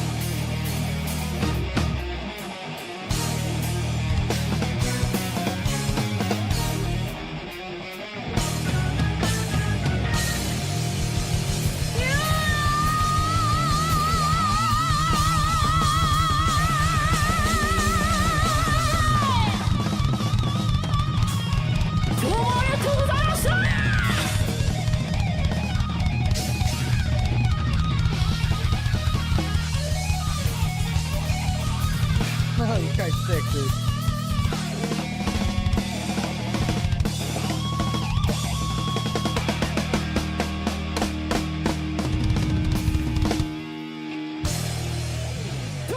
Ridiculous, dude. I'm telling you. Ridiculous. Guys, I'm going to go grab a beer real quick, and then I'm going to play that for you, Ben, because I know you got to go, and then we'll go to this request right here. I'm not even sure what this is, but we'll get to it right now. Let me actually click on it so that, hold on. This link isn't working, John. Let me see. Like it didn't fully link. Let me see if did you link it again, John? I see your request and I appreciate it, but link it if you can. Let me you can't. What is the name? Just tell me the name and because I don't think you could link it, but tell me the name and band. Yeah, I can't slap on the bass for shit. That's one thing I'm horrible at. But I don't really play bass a lot, but that's not an easy thing to do. So yeah, and Brian, check it out, man. I guarantee you'll never forget me. After watching this, you're just gonna be like, oh, duh. You know what I mean? A lot of things that you're doing wrong that you don't even know after playing as many years as I was playing before I found that. I'm gonna go get a beer. John, link that, or not link, but just say the name of the song and the artist, because I don't think you'll be able to link it again because this link that you sent isn't working as part of the request that you made. But I'll definitely play it, and then I'll play. I know Ben's got to go, so I'll play that real quick for you when I get back. Let me just go pee and grab a beer, and I'll be back in a few minutes. All right, I'll play you guys some music.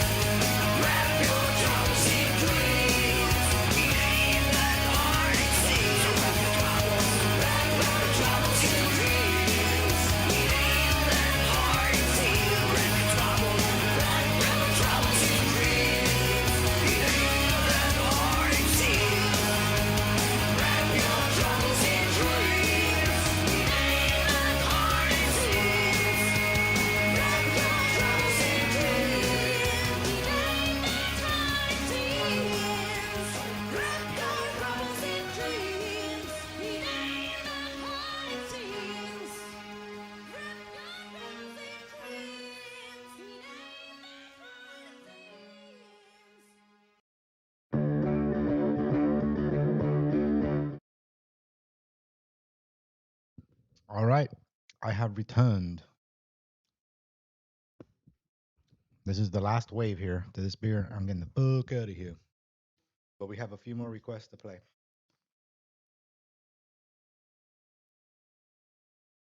Did we fix it? Did we figure it out? Yeah, I see the link here. Wild Wolf.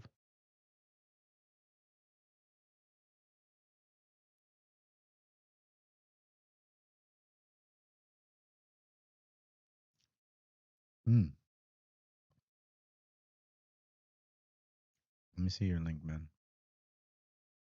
I'm gonna go up to Ben's link real quick. Hold on. Ben.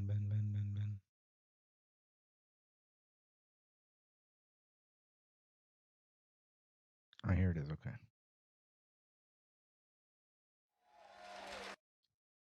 Unlucky Morpheus.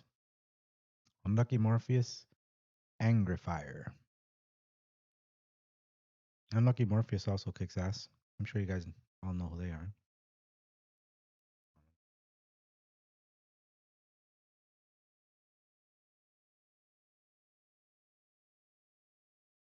Awesome, Wild Wolf. Take care, bro. I'm gonna be taking off soon too. I'm gonna play a couple more things and then I'm gonna get the fuck out of here myself.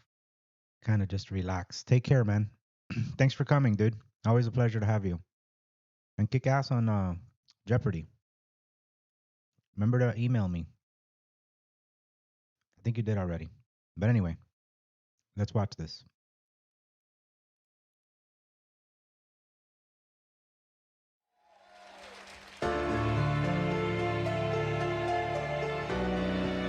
Good deal, bro. Take care, man. Enjoy your dinner.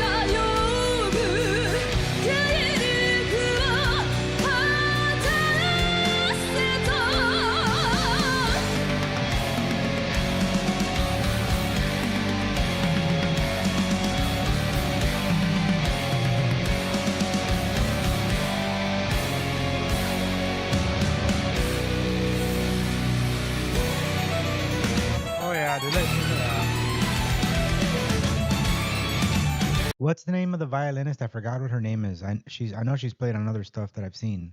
What's her name again, Ben? I know you know for sure. That was beautiful right there. That whole way that thing went into it. I can't wait to hear it again. Anyway, you can type it. I'll keep playing it. Yo, there we go.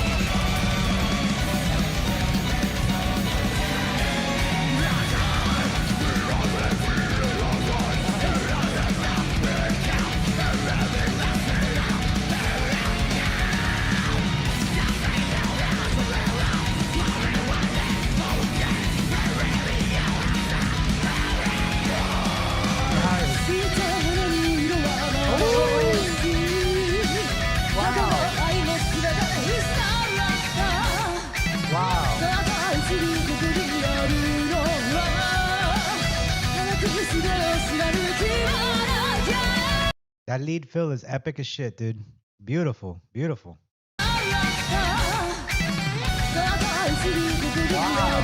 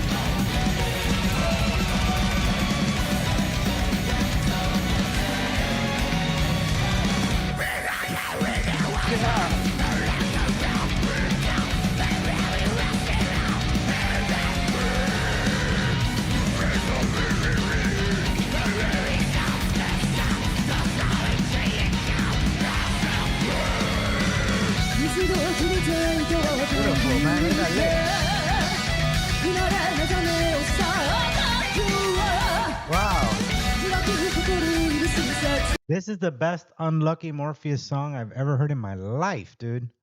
Wow. This song is amazing, man. Holy shit.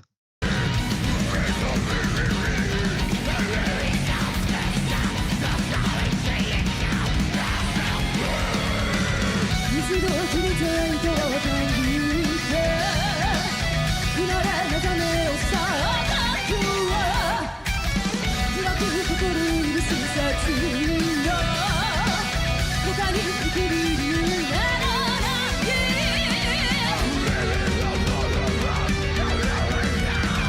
奪い奪われる手放裏覚悟よ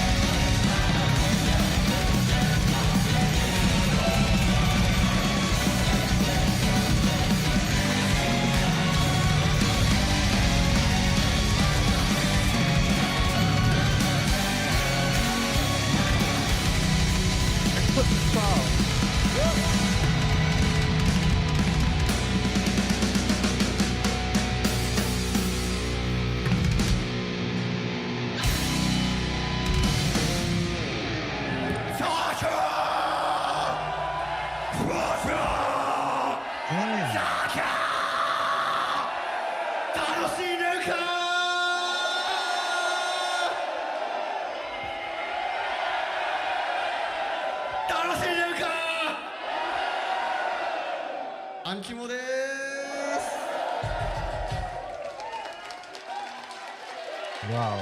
9月の28からだっけ23からかツアーちゅうことでワンマンで、まあ、ちょいちょいやっ Dude, that was fucking ridiculous.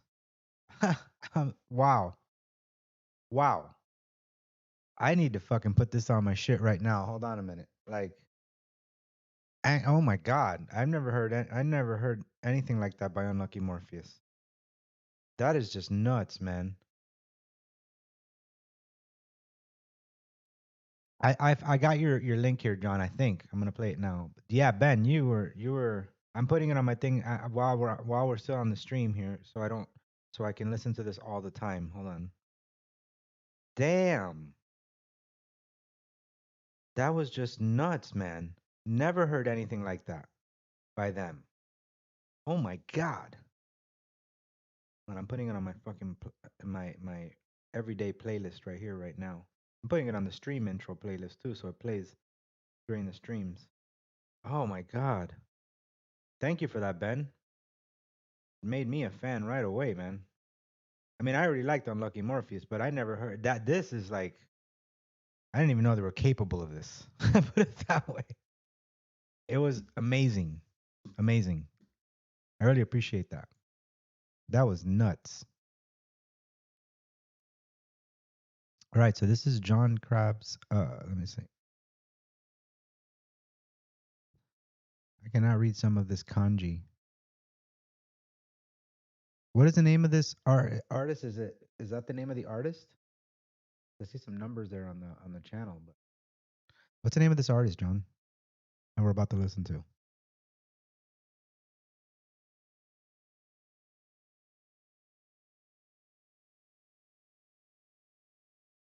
88 Casio Junrei. 88 Casio Junrei. Okay. All right, this one came out of left field. I've never heard this before. So let's see what this is all about. Are you a fan of these people, Ben? You know all the Japanese bands.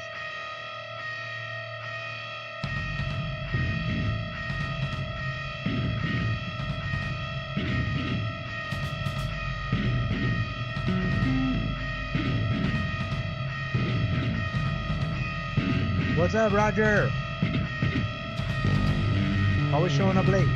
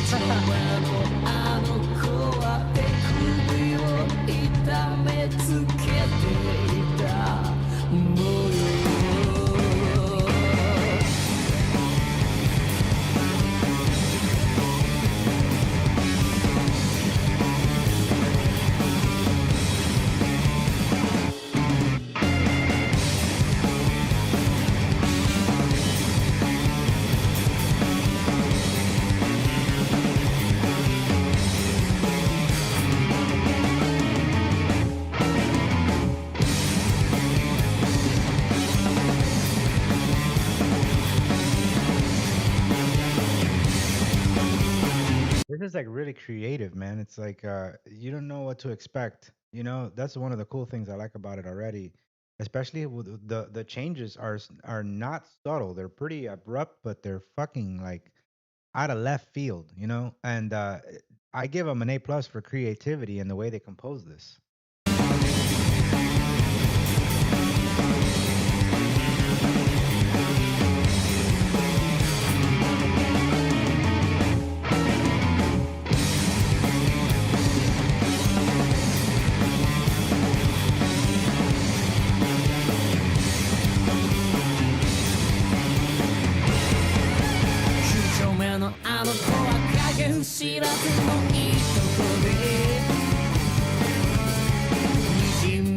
Yeah, it's totally unpredictable, and I love that about it. Like you're jamming and you don't have a clue, or and I don't even like you said, you don't even want to try to guess what's coming next because you're gonna be wrong.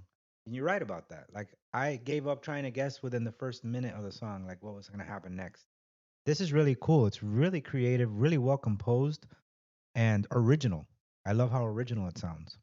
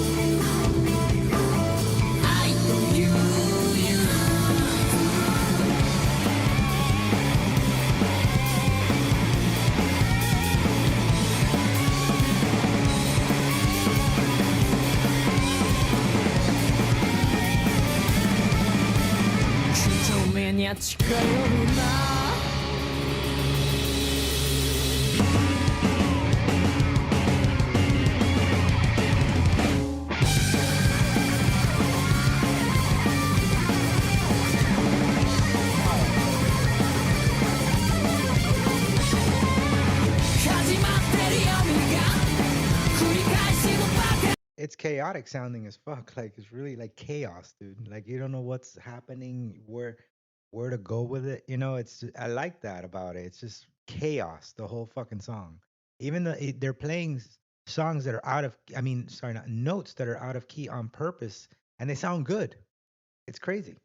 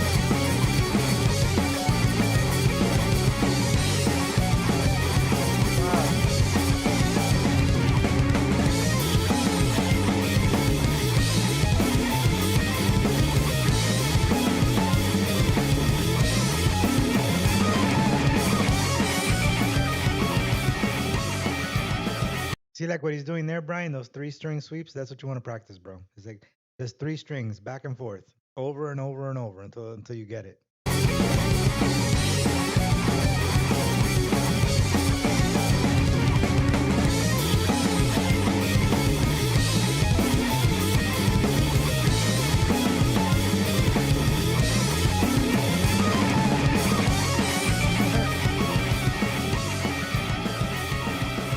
Yeah, if you listen, they're playing flat, sharp notes, flat notes. They're playing notes that are not in the key they're playing, but they're playing it. They fit them in a place where they sound good.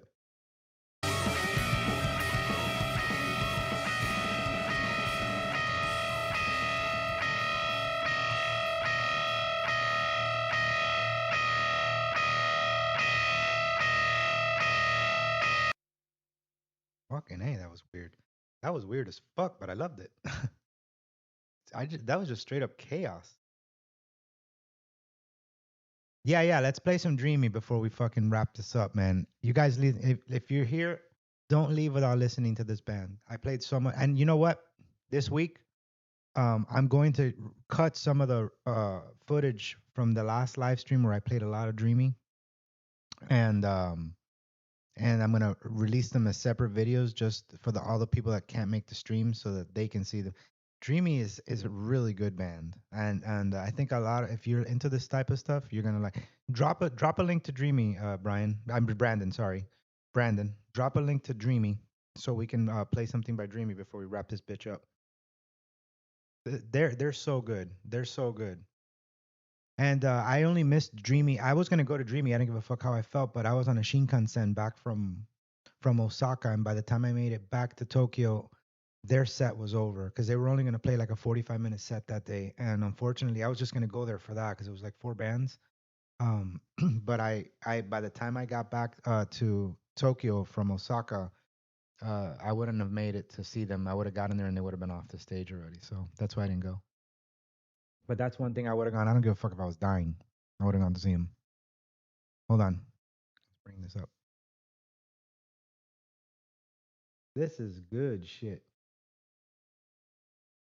Rise featuring Ruka. Okay, let me bring this up. They're just finding their niche, right? They're just getting started. So this is like awesome heavy shit, bro. This is just so ready. All right. Here goes.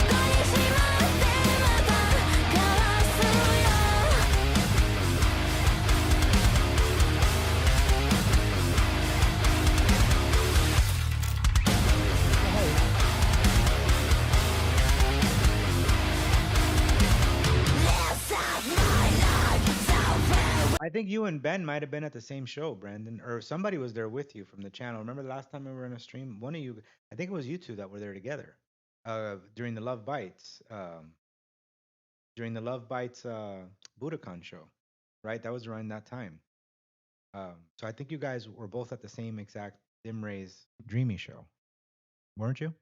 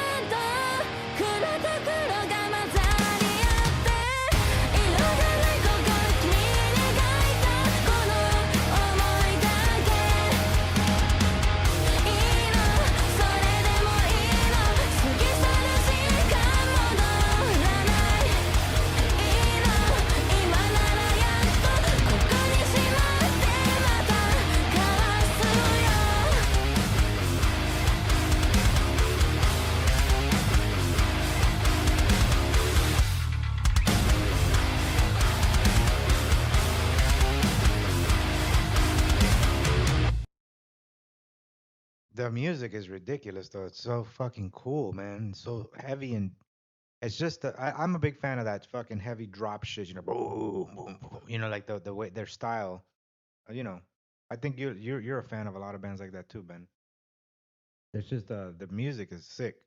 The vocals. I can understand why. I like the vocals personally, but I can understand why like some people like that punk band we played. I really liked the music, but I wasn't crazy about the vocals because the vocals kind of took away from the grit of the music. Um, but I'm always I personally always listen to the music more than I listen to the vocals anyway. So if something's like somebody's riffing and they're doing some really cool shit in the background and they have some vocal that really quote unquote doesn't fit with it, I don't mind it too much. You know what I mean?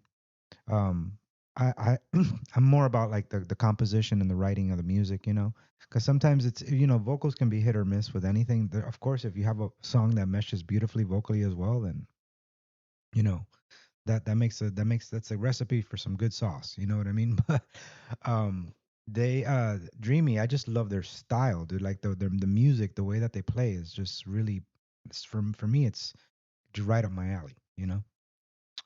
This kicks some serious ass. Is this more Dreamy, Brandon? We'll play one more. Hold on. Let me see. Is this Dreamy also? Oh no, it's just Sega. Okay, is this a new? Oh, this is the new Sega. Let's listen to this. I can hear Reagan fucking going bananas right now. Doing one more here before I get the funk up out of here. This will be the last thing I do, and then I'm gonna fucking move along and do something else. But it's been real always with you guys, and I'll do it again real soon. Come up with more. I kind of came in here blind today. I just wanted to kind of catch up with everyone after coming back after being gone for so damn long. So I'm glad I hung out with all of you. Let's listen to this though. What is the name of this song? Hold on, I didn't catch it. I say a Wolf. Okay, Wolf. So this is fairly new, right? Yep, only a few days ago, 6 days ago. All right, let's check this out. Sega is always amazing. I'm fucking ready. 5歳を迎えた俺たちもパワフル全開吠えてくぞウルフ Blitz in Shibuya. Here's a video about it. Okay. All right, let me click on this so I can check it out after the stream. Thanks for that, Wild Wolf. I don't know. Hello. We totally dropped the we looked though. I mean, June he lives there and and I was like, dude, I need to find a good t-shirt shop, so I can find like some underground shit, like not the stuff that you find everywhere else, like a Tower Records or something like that. And he really went out of his way looking and we couldn't find it, at the time. He also says he found another one that it wasn't this one. But it was too late. I was already gone. So next time. Anyway, let me go back to this.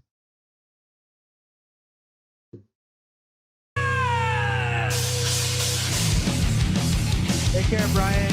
I'm getting out of here after this, bro. Awesome to see you here, man. Thank you.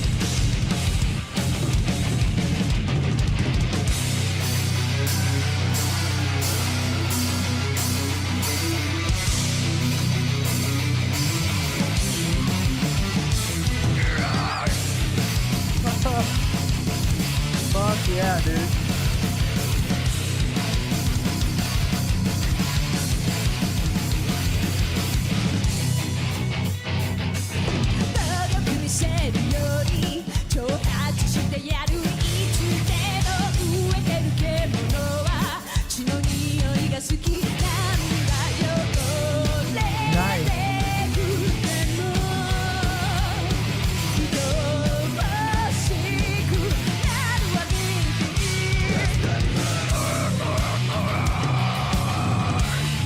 It's always a blast, Brandon. You and I will be in touch, my man.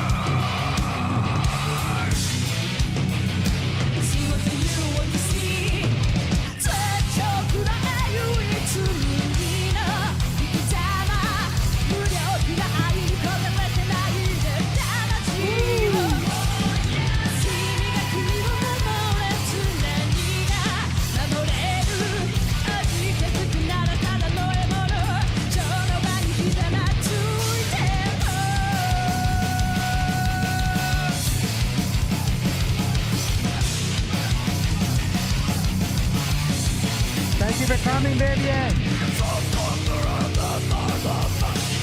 I love her growling. Reagan.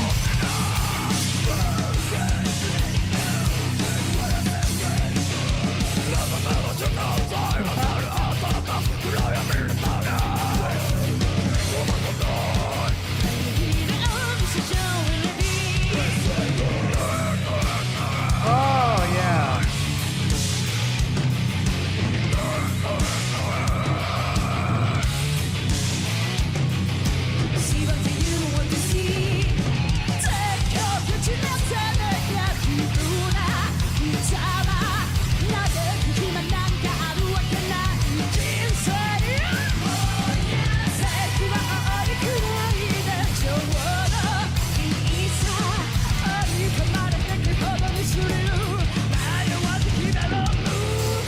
Yeah, they murdered this bitch.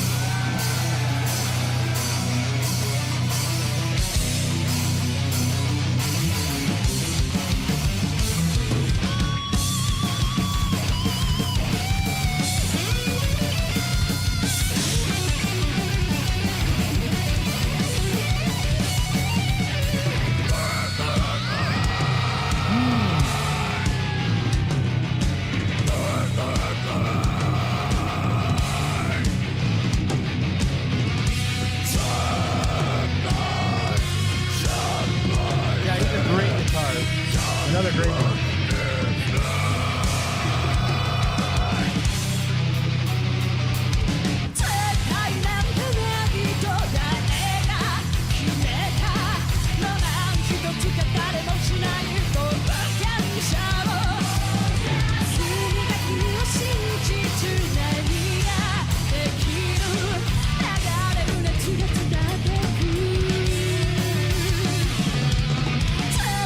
Reagan always looks so wicked, right? Like every time you see her live, it's never the same. It's like different people. She always looks fucking wicked as hell, though.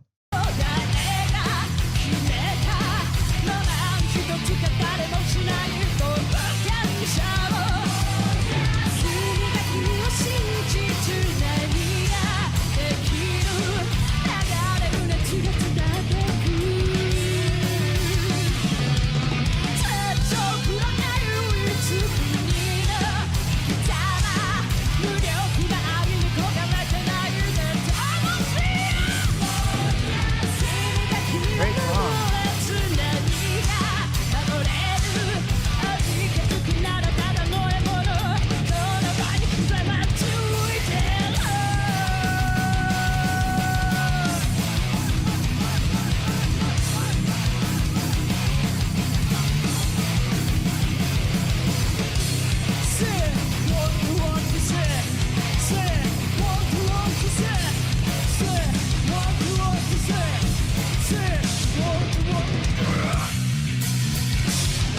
Flat out, dude.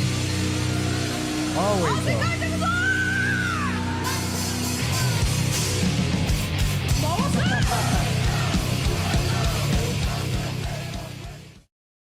Wow, man. Saisega always hits too. That's another one. Damn. Good shit, dude. Wow, man. Damn. Damn. I was fucking killer. Hold on, let me find. That was so fucking good. I lost the chat. I don't even know what I did with it. I think it's right here. Here it is. Fucking A, man. Wow. This is a great way to spend a Sunday, man. I just heard some great shit. That Unlucky Morpheus song, Angrifier, man, that shit was on another level. That shit was on a whole other level. Forget it, dude. That was nuts, man. Oh, fuck, man. Wow. Well, guys, I think I'm going to get the fuck up out of here and sign out. I got to take out the garbage. I got to do a bunch of shit. I still have some guitars to work on. I got to do a lot of shit. But it's been awesome hanging out with all of you again. I will get back to the reactions this week. I'll probably cut some live replays. But I'm going to be doing the regular reactions once I get back in my fucking quote unquote studio office, whatever the fuck you want to call it. I'll be doing like all the regular stuff later this week. So probably next week I'll start dropping the newer stuff. But it's always awesome hanging out with all of you. Um, and you guys take good care of yourselves. Brandon will be in touch. Brian will be in. But Brian's gone.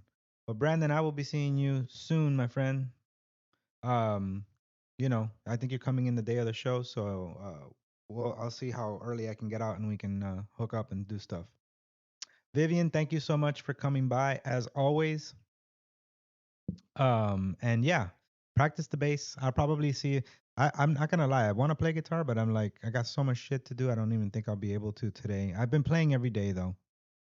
Yeah, June. I was gonna say, June. It's like the middle of the night for you when you came in here, man. Thank you so much for coming, June. And June, thank you so much for being so awesome. When I was in Japan, man, I really had a great time hanging out with you. We hung out the entire day. He really showed me all over the place. It's great to have somebody like him hang out with because he just knows where to go. And we lost no time. We just made the most of the day. So we really had a great time. Thank you so much, man. And all of you, I got much love for each and every one of yous.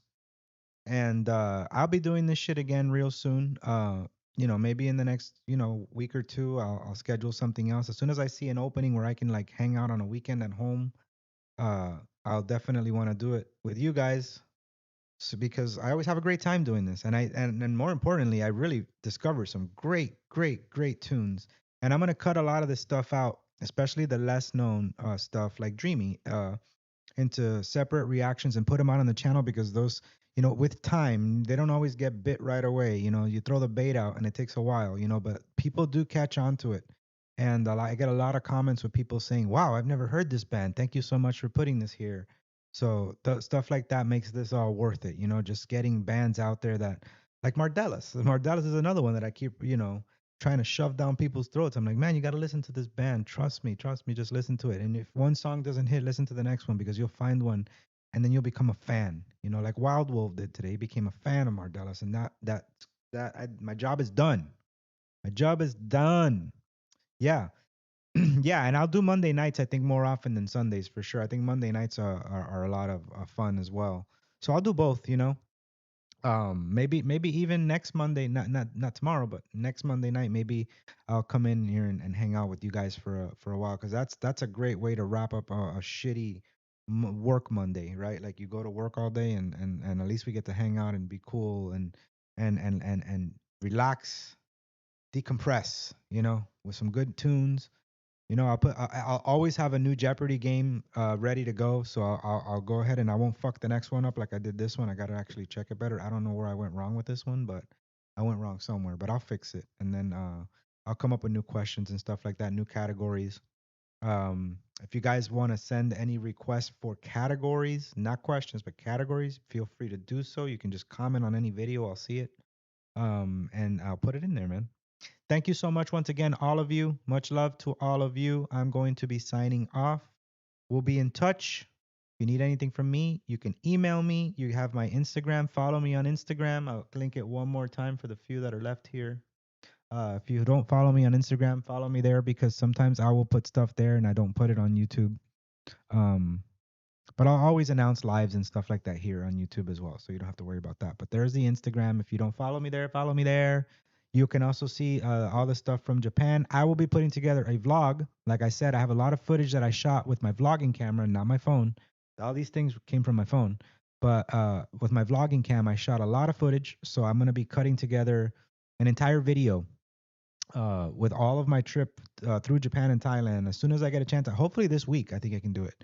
Because I'll be doing, I won't be shooting a whole lot of reactions. Maybe I'll shoot some reactions this week if I can, but I probably won't release them until next week anyway. So anyway, thank you all. Much love to you all. And have a happy rest of your Sunday. Okay?